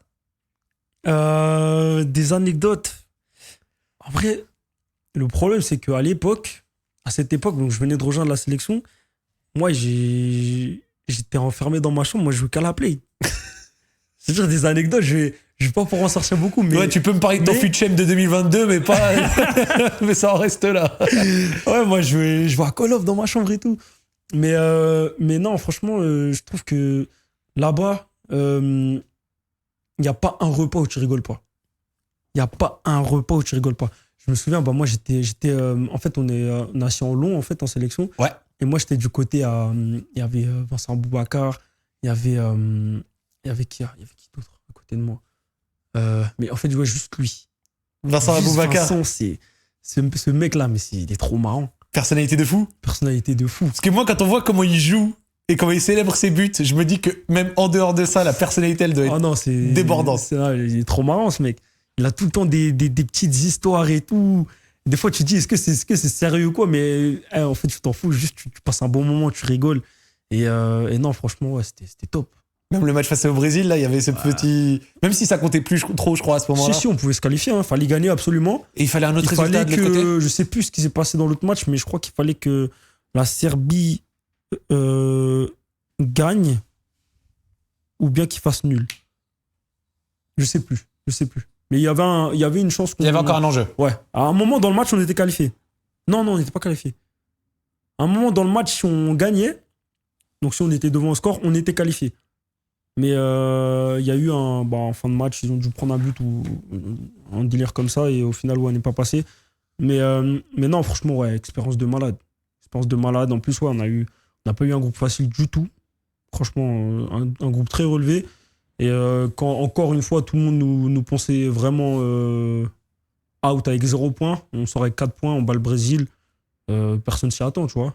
Et au final... voilà, c'est une belle expérience. À ce moment-là, quand tu as vécu de la Ligue 2, de la Championship, de la PL, là, tu vis le plus haut niveau du foot international, la Coupe du Monde. T'as remarqué quoi comme différence entre le foot de sélection et la PL? Ouais, c'est différent, forcément, parce que déjà, t'as beaucoup moins de temps pour te préparer. Pour aussi créer tes automatismes avec les joueurs. Et voilà, ça va très vite. Ça va très vite et il faut s'adapter le plus vite possible. De toute façon, le football, il faut s'adapter chaque match, chaque minute. Il faut tout le temps s'adapter. C'est comme ça. Mais en sélection, c'est encore plus. Parce que forcément, t'as pas énormément d'entente avec les autres sur le terrain. Et il faut que ça se crée vite. Mais c'est quand même différent. C'est un football un peu plus posé aussi. Okay. Je trouve que c'est l'appel, tu vois, c'est super intense. C'est des courses dans tous les sens. Alors que, voilà, quand j'ai joué la Coupe du Monde, c'était beaucoup plus posé. T'avais un peu plus le temps de préparer tes attaques, etc. Et ouais, c'est les différences que j'ai trouvées. Après 3 saisons en Première Ligue à Brentford, le club vit le départ de Ivan Toney et David Raya, 2 cadres du club, ce qui laisse plus de place à Yohan Wissa et toi. Et l'année dernière, vous crevez tous les deux l'écran. 20 buts, 8 passes décisives pour toi, 19 buts, 5 passes D pour lui. Un des duos qui fait le plus peur aux autres défenses de Première Ligue. Qu'est-ce qui explique cette explosion selon toi? Ouais, peut-être le départ de Ivan en Arabie. On sait que c'était vraiment sur lui qui était basé un peu les attaques, les ballons, etc. Forcément, voilà, quand il part, voilà, on nous fait un peu plus confiance aussi. Et moi, voilà, je savais de quoi j'étais capable. Je savais que c'était des choses que je pouvais faire. Donc, j'avais pas peur qu'on me donne les ballons, tu vois. Et voilà, avec Yo, on a eu une très très belle saison ensemble. Moi, je kiffais voir ces attaques où ça allait très vite et toi, tu enroulais souvent. Ouais. Un petit crochet intérieur enroulé. C'est la spéciale de tous les gauchers, celle-là. Ouais, non, on aime bien ceux-là. Moi, je les aime bien. Franchement, je les aime bien. C'est des beaux buts. Ça rend bien à l'écran. Ça rend bien. Mais non, ouais, franchement, avec Yo, ouais, c'était top. On arrivait trop bien à se trouver, les yeux fermés. Et comme j'ai dit, franchement, l'entente qu'on avait en dehors du terrain, elle nous a aidé aussi à la retranscrire dessus. Donc c'était top. C'est quoi ton plus beau but? Il y a le ciseau, on en a parlé un peu plus tôt. Est-ce qu'il y en a un autre? Ouais. Contre Bournemouth, 2-2. Il y a... C'est quoi, je crois que on perd 2-1. 88e ou un truc comme ça. Il y a Nathan Collins, il m'envoie un ballon un peu en profondeur sur moi. Et je me retourne, mais ma prise de balle, elle est incroyable. Un peu en mode roulette de façon. Ok. Et après, je suis un contre le gardien et j'enroule, je finis. 2-2, le stade il explose et tout. Parce qu'on se dit, pourquoi pas 3-2 et tout. Et ouais, celui-là, c'est pas forcément la finition, mais en fait, le contrôle, il est incroyable. Enfin, pour moi, je le trouve vraiment incroyable, il est magnifique. Et c'est ce qui fait le but, en fait. Cette année-là, vous finissez justement à nouveau en première partie de tableau. Sentiment du devoir accompli, est-ce qu'après 7 ans à Brentford, tu considères avoir fait un peu le tour? Ouais, forcément. Après une très bonne saison, des bonnes saisons aussi auparavant au club, forcément, je sais que Brentford, ça peut devenir un grand club. Mais aussi, moi, j'ai ma petite ambition personnelle de rejoindre un très grand européen. Donc forcément, je me pose des questions et j'envisage forcément un départ. Ton cas, il a animé l'été dernier sur le marché des transferts. Et tu rejoins finalement Manchester United. On y arrive à cette... Là, je sais, il y a beaucoup de fans de Manchester United. On y est, ça y est. Tu rejoins finalement Manchester United pour 75 millions d'euros. Parle-nous un peu des négociations. Comment s'est passé le deal? Comment tu l'as vécu, toi, à ton échelle perso? Ouais, c'était stressant quand même. Parce que voilà, c'est stressant, excitant, comme je l'ai dit, quand j'étais à 3 et tout, c'était la période du mercato, et que tu sais au fond de toi que tu as beaucoup de chances de partir. Je te dis, putain, je vais aller où et tout? Comment ça va se terminer, tout ça? Et donc voilà, c'était un peu la même approche. Et sauf que là c'est vraiment c'est le gratin du football qui t'approche. J'avais Arsenal, j'avais du coup forcément Manchester, j'avais Newcastle, Aston Villa, j'avais pas mal de clubs. Tous les gros de PL. Et voilà, c'est une fierté premièrement parce que depuis toutes les années où je joue au football, j'ai énormément travaillé pour ça, pour pouvoir jouer avec les meilleures équipes. Et voilà, tu dis que t'as accompli des belles choses. Pourquoi le choix de Manchester United alors que techniquement, eux, ils jouaient pas l'Europe sur cette année-là? On sait que Manchester United est évidemment un grand club, mais quand on avait d'autres qui, eux, pouvaient te proposer de la LDC tout de suite, pourquoi United alors? Déjà, j'ai rencontré les dirigeants de Manchester United. C'était au mois de... Je sais plus c'était quand, mais c'était pendant la saison. Ils avaient encore l'Europa League. Je me suis dit, putain, faut qu'il gagne. Avec la finale, ouais. S'il gagne là, direct, là, je suis là-bas, là, j'y suis là. Mais non, franchement, déjà, après le rendez-vous que j'ai fait, je me suis dit, mais emmène-moi là-bas tout de suite. Je veux être là-bas déjà. J'ai déjà envie d'être là-bas. Ils t'ont convaincu? Bon discours? Ils m'ont convaincu, bon discours. Et même, tu connais Manchester, c'est Manchester United, c'est Manchester United, hein, c'est pas... Voilà, c'est un club historique. Moi, je regrette que les plus jeunes maintenant, ils n'aient pas encore connu, ça peut encore tout à fait arriver. On sait que des clubs ont vécu des hauts débats, ne serait-ce que même Arsenal, des clubs comme le Milan sont revenus après plusieurs années difficiles. Ce que j'essaie de dire, c'est que certains des plus jeunes n'ont pas connu Manchester United comme nous, on l'a connu. Ouais. Nous, on a connu Manchester United de 2008, de 2009, de 2010, le club qui était la terre de PL, etc. Et c'est pour ça qu'il y a chez encore beaucoup de monde, c'est un club immense, même s'il n'a pas pris le championnat d'Angleterre depuis un moment. Ouais, forcément. C'est un club qui a tout gagné à l'époque. C'était vraiment les bêtes noires de tout le monde. Et non, voilà aussi, moi, je suis quelqu'un qui aime relever beaucoup de défis, à l'image de mon move à Brentford, où il y a eu plein de critiques, et forcément. Voilà,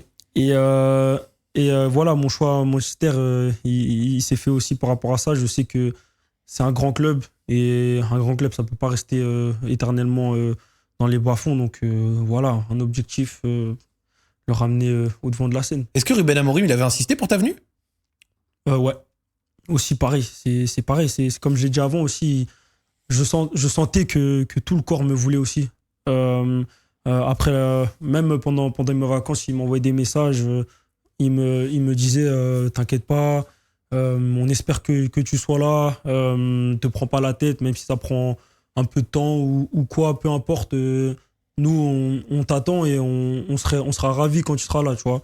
Donc ça, tu vois, ça me fait plaisir de savoir que le coach il est aussi aussi ambitieux de par ma venue. Donc voilà, moi, ça me réconforte encore plus dans mon choix. T'es arrivé avec un peu un tag, tu vois, sur ta tête, ou en tout cas sur ton statut, celui de joueur africain le plus cher de l'histoire. Ouais. C'est pas rien déjà. Comment est-ce que tu prends la pression qui va avec ça? Je pense que c'est un peu, ça englobe un peu tout. Forcément, ok, la pression d'un transfert, la pression d'arriver dans une nouvelle équipe, dans un très grand club. T'as un peu tout qui se mélange. Donc finalement, tu le digères un peu pareil. J'ai envie de te dire, t'essaies de pas trop y penser et tu sais aussi que forcément t'auras de la pression parce que c'est un nouveau club. Faut que tu performes. Donc t'as pas le choix de performer pour gagner ta place. Donc je pense que c'est le poids du transfert, il se mélange un peu dans cet esprit de convaincre pour gagner ta propre place déjà sur le terrain. Donc j'y pensais pas énormément. Ok. Parce que tu vois, je me disais, il y a la génération qu'on a tous connue des grands attaquants africains qui ont fait de grandes choses en première ligue. Tu vois, Riyad Mahrez, Mohamed Salah, Sadio Mané. Avant ça, il y avait Didier Drogba, etc. Ces trois-là, ils ont vécu un gros transfert et ils ont délivré. Toi, t'es plus jeune qu'eux. Eux, ils sont plutôt sur la fin de leur carrière. Pas de mal à le dire. T'es un peu comme une sorte de relève, en fait. Ouais, je sais bien qu'on me voit comme ça, forcément. Moi, comme j'ai dit, je suis un mec qui aime bien relever des challenges, qui a beaucoup d'ambition. Donc forcément, entendre ce genre de constat, de comparaison, c'est quelque chose qui m'anime et qui me fait plaisir.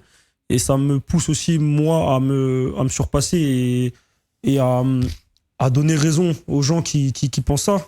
Parce que voilà, s'ils le pensent, c'est pas pour rien, c'est que forcément, j'ai quelque chose à valoir là-dedans. Donc voilà, ça me pousse encore plus à travailler et voilà, c'est des belles comparaisons. Elle s'est passée comment l'installation? Quand t'arrives ici, que tu découvres les infrastructures, que tu découvres le groupe, Bruno Fernandes et compagnie, c'est comment?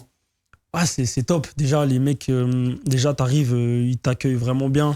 Ils sont contents de te voir. Franchement, un très bel accueil de la part de l'équipe, des coéquipiers. Et franchement, ça, c'est quelque chose d'important. Important pour moi et même, je pense, pour tout le monde qui rejoint un nouvel environnement, une nouvelle équipe. Et du coup, ouais, non, franchement, l'installation se fait bien. Et j'ai pas trop connu du coup l'ancien Carrington. Ok. Donc parce que moi quand je suis arrivé, j'ai fait 2 jours et après on est parti en stage direct. Et quand on est revenu du stage, on a direct intégré le nouveau centre d'entraînement. Il est comment le nouveau centre? Incroyable.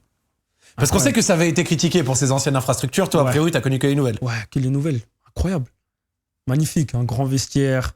T'as grande salle de soins, grande gym. T'as une balnéo avec une piscine.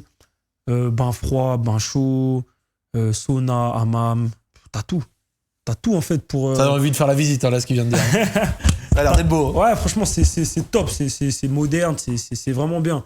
Et voilà, t'as tout à disposition en fait pour bien progresser, pour bien récupérer et pour être à 100%. En termes de staff, vous êtes fournis? C'est-à-dire soigneurs, kinés, adjoints et compagnie, la totale? Ouais, il y en a beaucoup. Beaucoup de kinés, je sais même pas combien. Je saurais même pas te les compter. Des fois, il y en a qui sont temps plein, des fois, il y en a qui viennent en temps partiel. Et Et ouais, niveau du staff, voilà, t'as des adjoints, t'as des entraîneurs coup de pied arrêtés, coach physique, coach data, il y a tout. Il y a tout. Ce qui est intéressant, et ça, on en a déjà parlé plusieurs fois dans les accords libres, c'est il y a ce que le public voit pendant les matchs, puis il y a ce que vous vivez entre vous à l'entraînement, ce qui est moins diffusé, moins montré. On voit quoi à l'entraînement à Manchester United? C'est qui régale? C'est qui montre de belles choses? Genre, on a évoqué Bruno, il y a d'autres joueurs également. Qu'est-ce que tu vis là-bas, toi? Oh, moi, je suis trop content, moi, que je suis là-bas, là.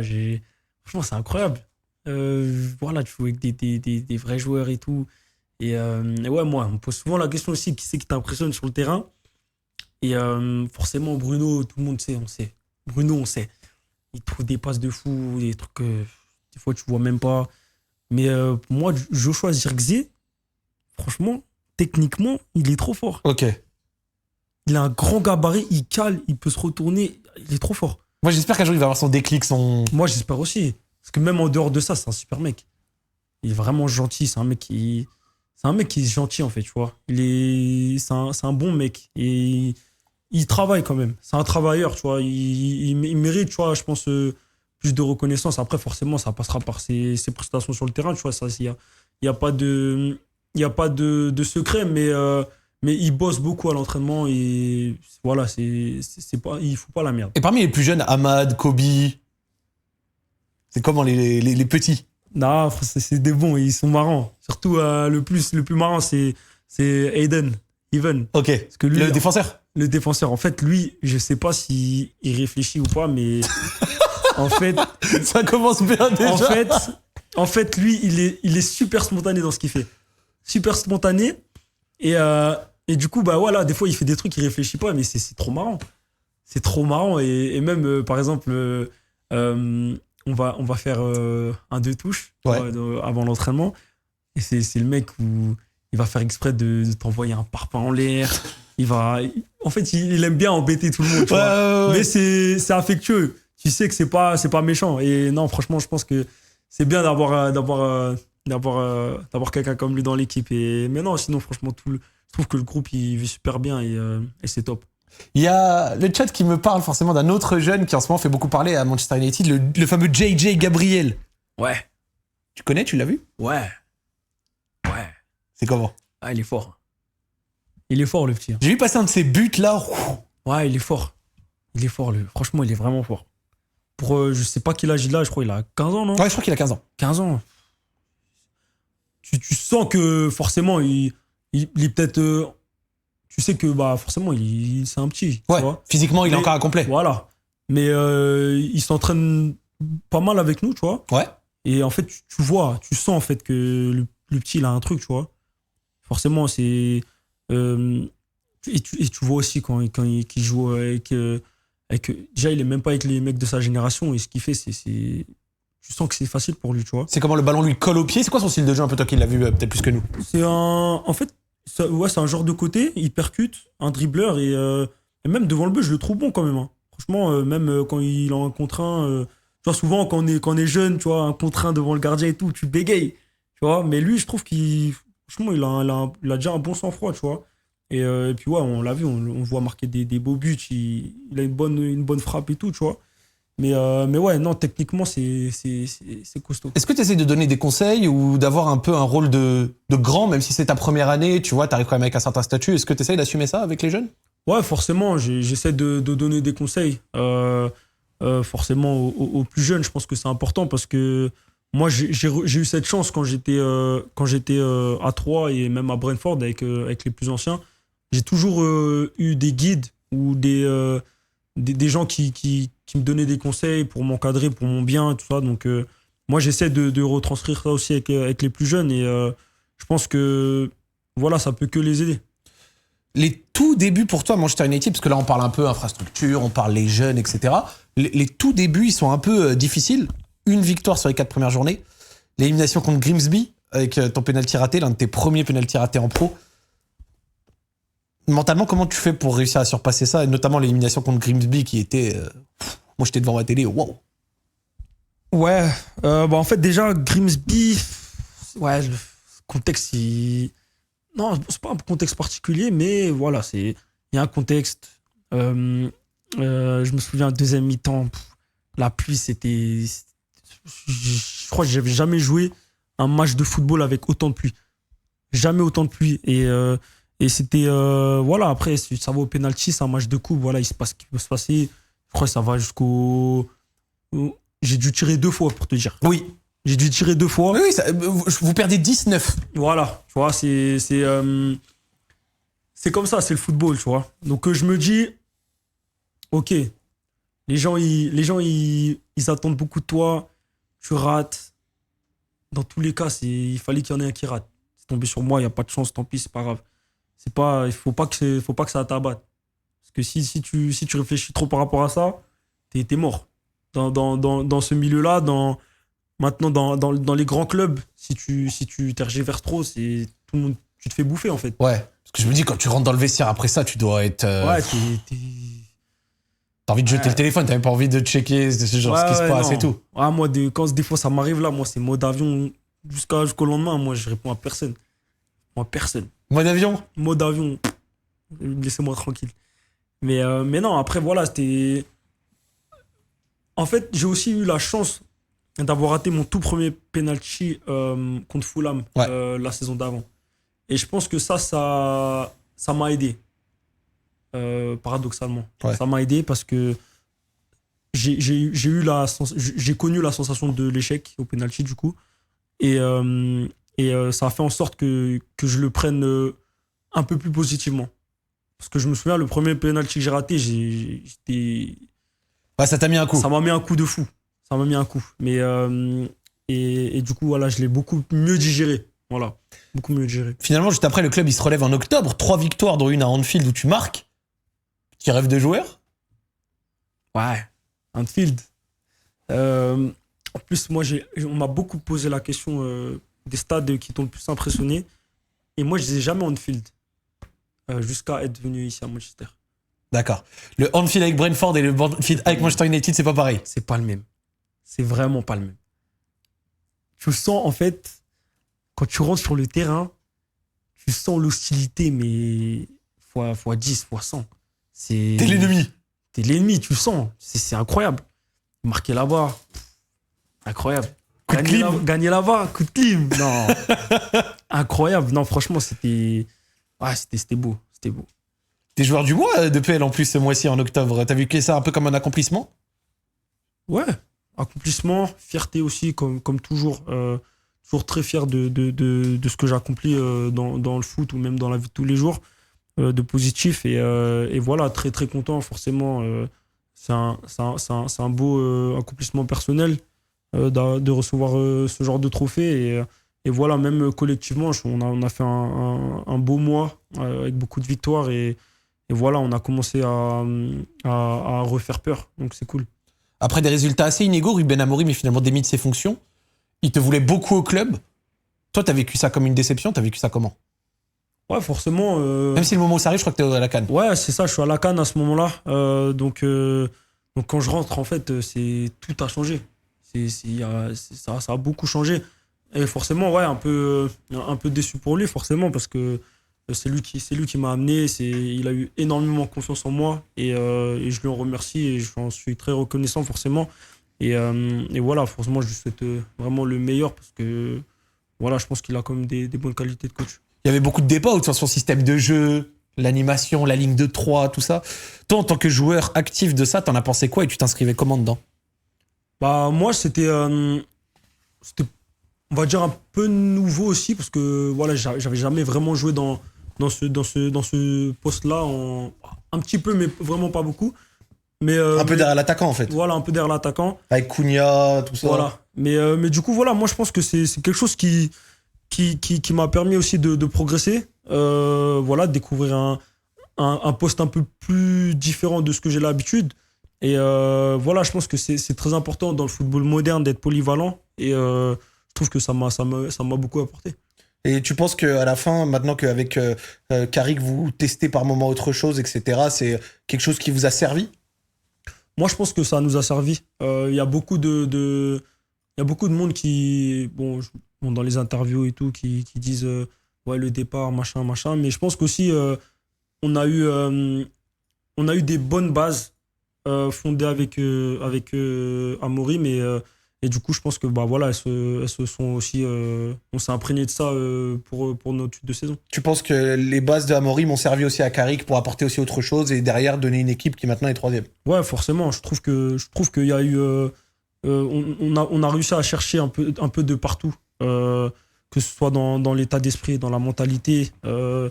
On s'est servi d'un peu tout ce qu'on a eu à notre disposition pour maintenant être là où on en est. Donc voilà, je pense que c'est bien de mentionner les deux.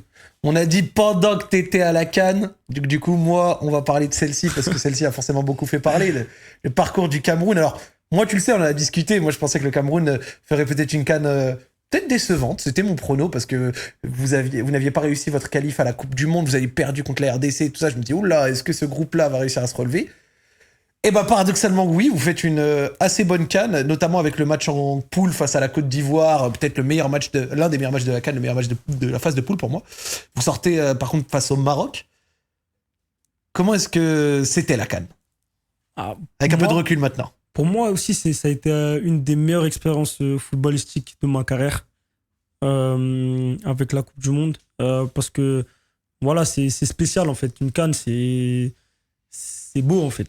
C'est dur à expliquer, à trouver des bons mots, mais c'est un truc qui est vraiment beau à jouer. Et juste, petite parenthèse, ouais, Didi. ton post là sur Insta, je l'avais pas liké. Quand tu lui disais les pronostics, parce que moi je savais. En fait, quand j'ai commencé les entraînements. Ah, j'ai pas liké parce que moi je savais. Quand j'ai commencé les entraînements, je me suis dit, ah ouais, il y a un truc là. Franchement, il y a un truc. J'ai vu le premier match qu'on a joué, je me dis, ok, déjà, on va sortir des poules, ça c'est sûr et certain. Sûr et certain. Et ouais, non, franchement, au final, on fait une très très belle CAN. Je pense qu'il y a énormément de personnes aussi qui étaient dubitatifs à ce qu'on allait performer ou pas, mais je pense que ça nous a beaucoup soudés et on était beaucoup soudés aussi entre nous depuis le début. Et ouais, finalement, ça fait une très très belle CAN à l'arrivée. Le match face à la Côte d'Ivoire à Marrakech, c'était incroyable. Le but de Hamad, votre égalisation avec la frappe contrée et tout. Et au final, vous aviez un bon équilibre avec Namasso, Baleba, Avom, toi, Carleta et Young, etc. Ça va en fait. Franchement, quand tu regardes l'effectif et que tu regardes les matchs, pour moi, il y avait beaucoup de qualité. Et je trouve qu'on s'entendait bien sur le terrain aussi. Et contre la Côte d'Ivoire, forcément, c'est la belle famille, mais on veut gagner. C'est une très, très grande rivalité africaine. Et forcément, c'est des matchs qui décuplent.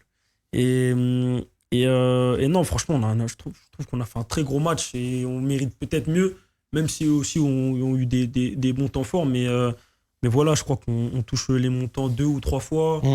Et puis voilà, mais c'était un très, très beau match à jouer et il y avait une belle ambiance aussi. Mais c'est particulier sur cette CAN parce qu'on a l'impression que toi, t'as joué un peu différemment. Toi, t'as presque été meneur de jeu plus que attaquant de profondeur ou en tout cas sur les qualités qu'on te connaissait par exemple à Brentford, tu vois. Ouais, on avait un système assez atypique et il faisait et du coup moi je jouais un peu en 10. Ouais, c'est ça. Dans un carré. Et ouais, non, voilà aussi comme j'ai dit, le fait d'avoir joué un peu plus axial avec Amorim, ça m'a aidé. Et j'ai pu prendre un petit peu de ce que j'ai appris là pour le remettre à la CAN, comme j'étais aussi dans une position axiale. Et voilà, c'est un poste qui m'a plu aussi. C'était sympa. Et non, franchement, on a bien joué. Parle-nous du match face au Maroc. Ouais, le Maroc. Stade plein, c'était comment? Franchement, pour être honnête avec toi, j'ai jamais ressenti une telle pression avant un match. Ouf. Depuis que je joue au football. J'ai jamais... En fait, c'était bizarre. Genre, je me sentais bizarre. Je me sentais bien, mais à la fois, je sais pas, j'étais stressé, j'étais impatient. C'était archi bizarre. En fait, c'était donc du coup, le trajet dans le bus, c'était chaud. Trajet dans le bus, j'arrive dans le vestiaire, je suis là, mais ce qui m'arrive là, il se passe quoi là? Après, je suis sorti sur le terrain, tu vois, reconnaissance du terrain, et voilà, tu vois, c'est quasiment déjà quasi plein et tout. Et Le stade était magnifique. Le stade, il était beau. Ouais, il est magnifique, le stade. Magnifique. Et là, voilà, la pression, elle commence à redescendre tout petit à petit. Et échauffement. Et là, je suis prêt, là. Je suis prêt. La pression, elle est redescendue. Mais voilà, pour te dire, franchement, ce match-là, vraiment choqué de la pression. C'était trop bizarre. Les sifflets et tout, parce que nous, dans les tribunes, les sifflets, ça faisait mal aux oreilles. Vous, sur le terrain, vous les ressentiez comment? Tu l'entends, hein. T'entends que ça. Quand t'as le ballon, t'entends que ça. Après, bon, la première mi-temps, c'était un peu compliqué. On a eu beaucoup de mal à ressortir les ballons. Donc, les sifflets, bon, on en avait, mais pas énormément. Mais la deuxième mi-temps... Vous avez un temps fort, à un moment. On a eu un temps fort. Et le problème, bon, j'ai pas regretté, mais ce qui a été dommage, c'est d'avoir joué qu'une mi-temps sur les deux. Je pense que c'est ce qui nous a manqué sur ce match-là, même si, voilà, bon, il y a eu des petits faits de jeu, mais je pense qu'il y en a eu aussi des deux côtés, donc je vais me dire, ok, c'est pas grave, même si je pense qu'il y a pénalty sur moi. Je pense aussi qu'il y a pénalty sur toi. Je pense qu'il y a pénalty sur Abdé en première, mais par contre, je pense qu'il y a pénalty sur toi. Et je pensais que c'est indéniable qu'il y a pénalty sur toi. Mais je l'avais pas vu, moi, par exemple, sur Abdé. J'ai pas compris, je savais pas, j'ai pas bien vu et tout. Forcément, j'étais un peu loin. Mais sur moi, bon, le mec va même pas voir la VAR, quand même. Faut pas abuser. Mais bon, après, voilà, c'est un fait de jeu et je pense pas que c'est non plus démérité pour vous parce que voilà, vous avez fait votre match, vous avez joué les demi-temps. Quant à nous, on a joué qu'une seule, donc c'est le seul regret que je peux avoir sur ce match. Mais sinon, belle expérience, beau stade, bel accueil de la CAN. Franchement, l'organisation, elle était très très bonne. Et voilà. Non, même l'ambiance dans les villes et tout, t'as apprécié? Bah nous, on pouvait pas trop sortir, donc on restait à l'hôtel, mais c'était sympa. C'était sympa. On était à Tarazout, top. Légendaire, Tarazout, c'est bien. Top. Attends, mais vous étiez sur l'hôtel en front de mer. Ouais. Je sais exactement lequel vous étiez, il est exceptionnel. Regency, non. C'était le Hill. Non, oh mince, comment c'était ça? Et c'était un truc comme ça, Tarazout Bay et tout. Ouais, t'inquiète, je vois lequel vous étiez. Magnifique l'hôtel. T'as la piscine et tout, et devant, tu peux sortir sur la plage. Non, c'était beau. Franchement, c'était top. Est-ce que, justement, est-ce que tu penses que ton statut en club te permet d'être maintenant un leader de groupe en sélection? Ouais, forcément. Forcément, je suis l'un de ceux qui joue dans les plus grands clubs du monde. Donc forcément, maintenant, ma parole, elle a un peu plus de poids en sélection. Elle en avait, forcément, mais là, c'est encore un peu plus. Voilà, je pense que maintenant, je suis un leader du groupe, que ce soit sur le terrain ou en dehors. Donc, et c'est ce que le coach aussi attend de moi. Donc, moi, ça me dérange pas. Après, moi, je suis pas le genre de leader à toujours crier fort, etc. Mais quand il y a quelque chose qui va pas, forcément, je suis là pour le dire. Et tu penses que tu pourrais être capitaine un jour? Pourquoi pas? Ça me dérangerait pas. Ça me dérangerait pas. À ton retour, justement, de la CAN, tu découvres Michael Carrick. Avant de parler sportivement, parce que ton retour en plus sportivement, t'as bien enchaîné. Comment il se passe ton retour en club? T'es parti, c'était un coach, tu reviens, c'est un autre coach. L'équipe, elle a vécu des choses sans toi. C'est comment? Ouais, c'est bizarre parce que tu parles avec les mecs qui étaient là, ils disent putain, c'était dur et tout. En fait, c'était bizarre, en fait. C'était chaud et tout. Et toi, tu sais pas, t'as pas vécu. C'est-à-dire que même s'ils te le disent, toi, tu peux pas imaginer comment c'était. Et donc, du coup, tu rentres et ouais, forcément, comme je l'ai dit tout à l'heure, tout a changé. Nouveau staff, nouveau coach, nouveaux entraînements, un peu de tout, tu vois. Donc, voilà. Et comme j'ai dit, dans tous les cas, le football, c'est de l'adaptation et il faut s'adapter le plus vite. Et c'est important. Quand tu reviens, t'es en feu directement. Buteur face à City, face à Arsenal, face à Tottenham. En fait, quand tu regardes tes buts cette année, t'es un peu un homme des grands matchs. Ah, c'est... Humblement. Non, je pense que c'est important de marquer, dans les grandes rencontres. C'est aussi là que les gens ils t'attendent le plus, forcément. Et c'est des rencontres qui comptent en plus parce que voilà, on bat nos adversaires directs. Et voilà, je pense que c'est important de marquer dans les grands matchs dans tous les cas. Comment t'expliques le niveau de maîtrise que vous avez atteint dans le match contre City? Parce que les gens, ils s'y attendaient pas. tu as nouveau coach, des changements, des machins et tout. C'est pas évident de prendre City, de réussir à les manœuvrer, après d'aller gagner contre Arsenal et tout, surtout le Arsenal de cette saison. Comment t'expliques ça, toi? Ouais, je pense que, voilà, comme j'ai dit, on a un peu pris de tout le monde depuis le début de la saison. Et voilà, le coach veut qu'on joue d'une manière différente aussi. Et on a réussi à afficher un beau niveau de maîtrise, c'est vrai. Et on est très content de ça parce que, voilà, on arrive à gagner des matchs. Et maintenant, on est prétendant, pourquoi pas, aux places de la Ligue des Champions. La série assez positive que vous avez eue, elle vous place un peu dans le top 3 de la Première Ligue, malgré la défaite récente contre Newcastle. Tu penses que c'est votre niveau normal en ce moment? On n'a pas bien joué contre Newcastle. On n'a pas bien joué. L'égalisation d'Osula, c'est parti tellement vite. Non, c'est le but de la victoire, ça. Ouais, le but de la victoire, pardon, j'ai dit égalisation. Le but de la victoire, excuse-moi. C'est parti vite. En plus, ils étaient à 10. Donc, franchement, très mécontent de ce match. Voilà, c'est un match à oublier, même si, bon, il faut toujours, je pense, apprendre des matchs perdus. Mais c'est un match où il faut passer à autre chose. Et voilà, on sait qu'on a eu une très bonne série d'invincibilité. Et voilà, là, on a à cœur de rebondir ce week-end, du coup. Dans le chat, ils disent, il y a quelqu'un qui pose la question, le système de Carrick, de Michael Carrick, a l'air assez demandant physiquement pour les attaquants. Toi, t'en penses quoi? Je pense que les deux systèmes, que ce soit Mourim ou Carrick, c'est demandant. Parce qu'il y a beaucoup d'efforts à faire, que ce soit à la perte du ballon. Les deux veulent qu'on mette la pression très rapidement. Et même dans le jeu avec ballon ou sans ballon, c'est énormément de courses à haute intensité dans le dos des défenses et même aussi à la perte de balle, vraiment se regrouper très très vite pour éviter les contres. Donc c'est demandant dans les deux, je trouve. En fait, c'est assez intéressant parce que, grosso modo, là, il y a le premier tour de Ligue des Champions qui vient de terminer. Globalement, des assez mauvais résultats pour les clubs de Première Ligue.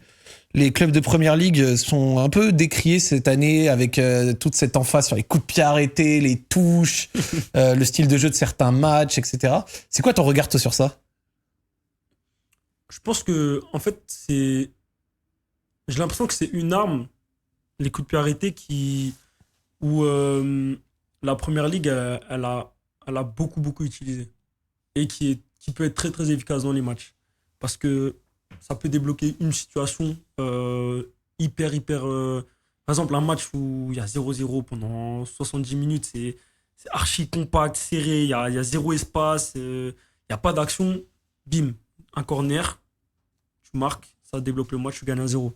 Et je trouve que on connaît forcément Arsenal, mais il y a beaucoup d'équipes qui mettent énormément l'accent maintenant sur les coups de pied arrêtés parce qu'on sait que c'est des armes offensives qui sont redoutables maintenant dans le football. Et je pense que ça va se démocratiser beaucoup plus. Comment vous préparez-vous quand tu vas jouer Arsenal et que tu sais qu'ils ont 36 mecs là devant le gardien, c'est le bordel et tout ça. Toi, tu te situes comment là-dedans? Bah, tu essaies de retranscrire ce qu'ils font en fait. Tu essaies de mettre beaucoup de mecs sur les gardiens, beaucoup de mecs souvent au second poteau, ils aiment bien envoyer le ballon là-bas. Et tu essaies de travailler ça à l'entraînement. Donc, tu as des tireurs qui mettent le ballon là-bas et nous, on essaie de défendre forcément. Mais c'est quand même spécial. On sait que voilà, ils sont très très attendus sur ce genre de coups de pied arrêtés, notamment les corners. Donc voilà, on fait un extra focus sur 1 ou 2 jours d'entraînement. Il y en a, ils demandent si ton but sur corner avec la combinaison avec Meinou, c'était prévu de travailler. Ouais, bah oui. mais la petite anecdote, c'est quoi? C'est que là, en fait, c'était pas de base, c'était pour le match d'avant. Je sais plus contre qui c'était. Mais ouais, merci. Et en fait, du coup, on l'a pas fait. Et on s'est dit, on va le faire sur le prochain match. Mais du coup, on s'est entraîné à la faire à l'entraînement. Et il faut savoir que quand on s'est entraîné, c'était Fulham, ouais, voilà. C'était Fulham. Et du coup, on n'avait pas eu corner ou on n'a pas eu l'occasion de le faire. Et donc, du coup, on l'a gardé pour le prochain match. Mais il faut savoir qu'à l'entraînement, on fait la combinaison. On le fait 1 ou 2 fois. Et il y a une fois où ça marche pas. Et la deuxième fois, ça vient sur moi, mais j'envoie un pétard. Un pétard, ça sort du centre d'entraînement carrément. Ça passe au-dessus C'est allé dans le vieux Carrington carrément. Ouais, je sais même pas si on a retrouvé le ballon carrément depuis. Mais ouais, et finalement, voilà, le match, la vérité, ça finit au fond et on est content. C'est trop drôle quand tu viens de décrire le pétard qui. Le jour, ouais, laisse tomber. Laisse tomber. En plus, on aime bien se chambrer dans l'équipe et tout. Et on se dit, mais pourquoi c'est lui qui tire et tout, machin. Et non, au final, ça a marché. Donc, mais oui, c'était prévu pour répondre à la question. Un truc sur Manchester United qui est un peu particulier, c'est un peu l'environnement médiatique, notamment avec les anciens joueurs. Genre Paul Scholes, Gary Neville, dans les médias, etc. Ils parlent beaucoup. Vous, toi, en tant que joueur, c'est pas un truc qui prend la tête par moment? Ou alors tu fais pas attention? En vrai, de vrai, moi, je regarde pas, moi. Moi, je suis pas trop sur Twitter, des fois, Ouais, c'est à la télé et tout, ouais, tu vois. En fait, je regarde pas trop, moi, les trucs comme ça. Moi, si je regarde les matchs, déjà, c'est vraiment les gros matchs en PL ou bien en Ligue des Champions, sinon, je regarde pas le foot. Donc, je peux pas savoir si... Et je regarde la télé en français aussi, donc... Ok. Donc, tu te mets à part un peu de ça, ouais. Voilà.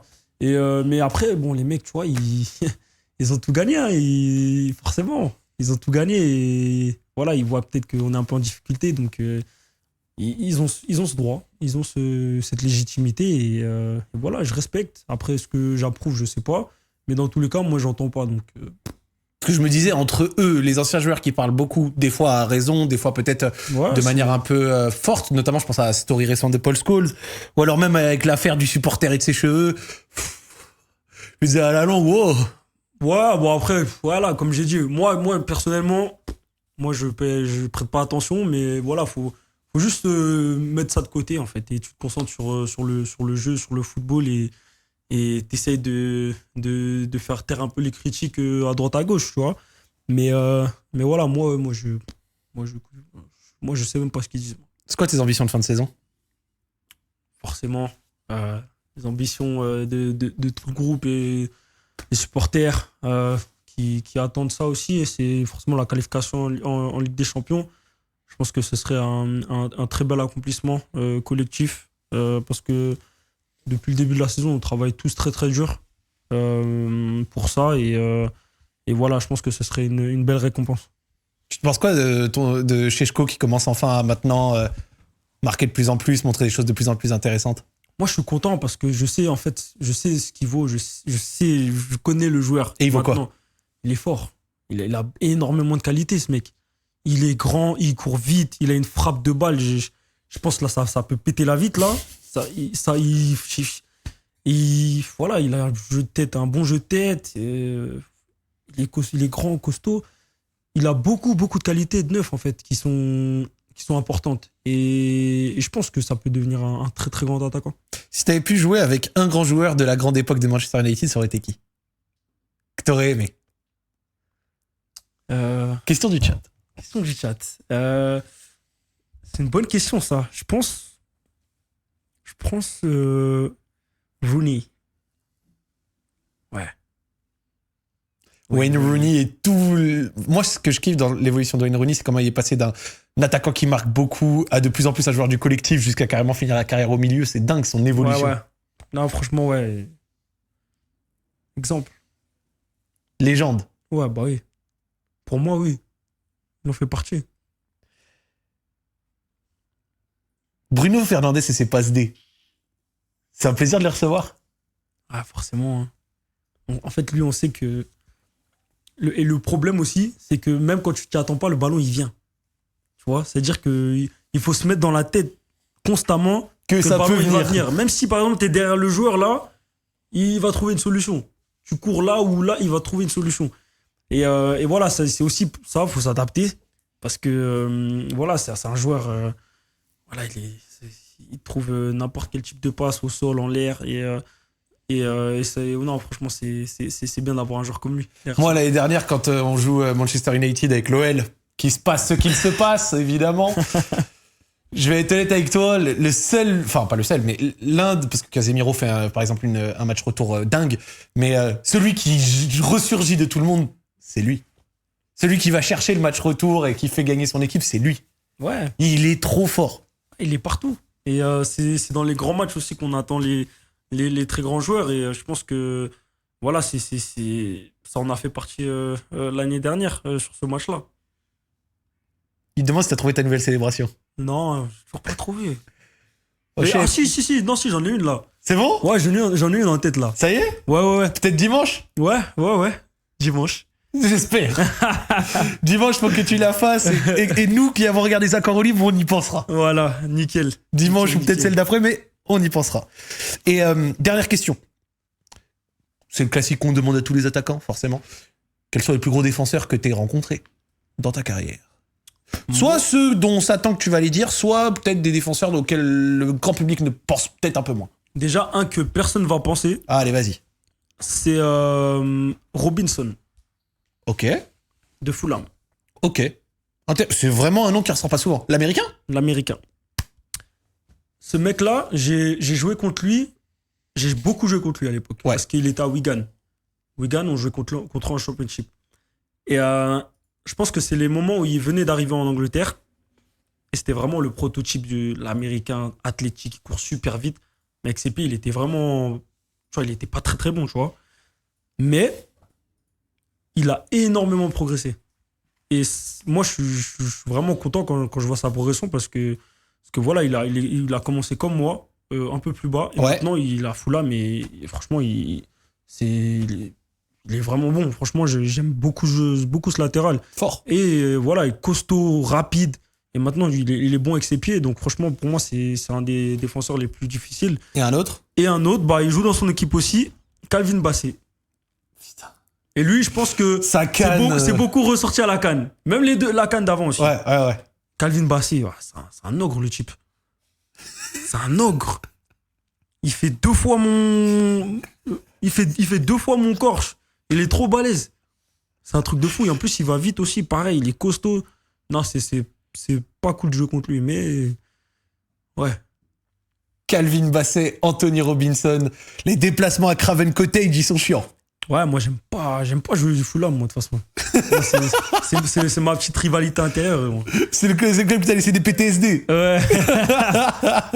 Ouais, petite rivalité intérieure, ouais. Ouais, j'aime pas trop jouer contre eux. Et moi j'avais une question aussi à te poser. Parce qu'on a beaucoup parlé de moi. Fonce, chef. Parce que moi, bon, voilà, grand fan de jeux vidéo. Fonce, chef. Grand fan de jeux vidéo. Et Air Call of Duty aussi. Ouais. C'était comment? La grande Air Call of Duty, les LAN, les tournois. Les LAN, les tournois.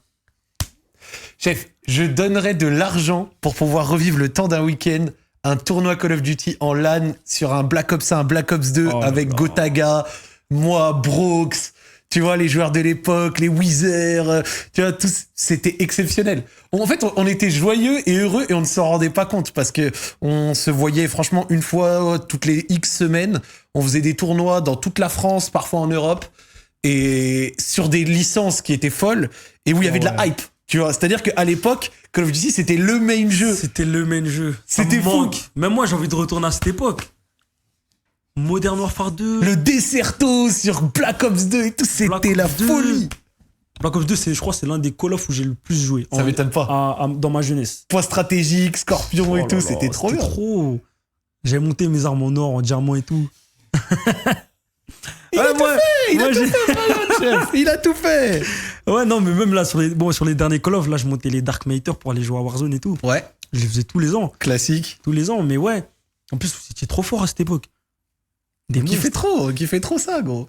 Ouais, c'est vrai. Bon, après, le plus fort, c'était Gotaga, tu vois, en France. Ouais. Classique. Après, il y avait Carnage, Brooks et tout. Mais on s'amusait bien et on était fort, c'est vrai. Et c'était comment, genre, on va dire parce que c'était professionnel. Eux, c'était professionnel. Moi, j'étais plutôt dans le semi-pro. C'est-à-dire Ok. que, par exemple, on allait me payer mes déplacements, etc. J'ai déjà gagné un peu d'argent, mais jamais de quoi, genre, en vivre à plein Ok. temps. Moi, c'est la création de contenu qui m'a permis, tu vois, de... Ok, d'accord. Mais une semaine typique, chef, je te le dis parce que je vois un peu ce que tu veux Vas-y. dire. Moi, j'ai toujours été en cours, mais une fois que les cours c'était fini, on arrivait, on se connectait et c'était scrim, entraînement, etc. de 19 à 1h du matin, 2h du matin.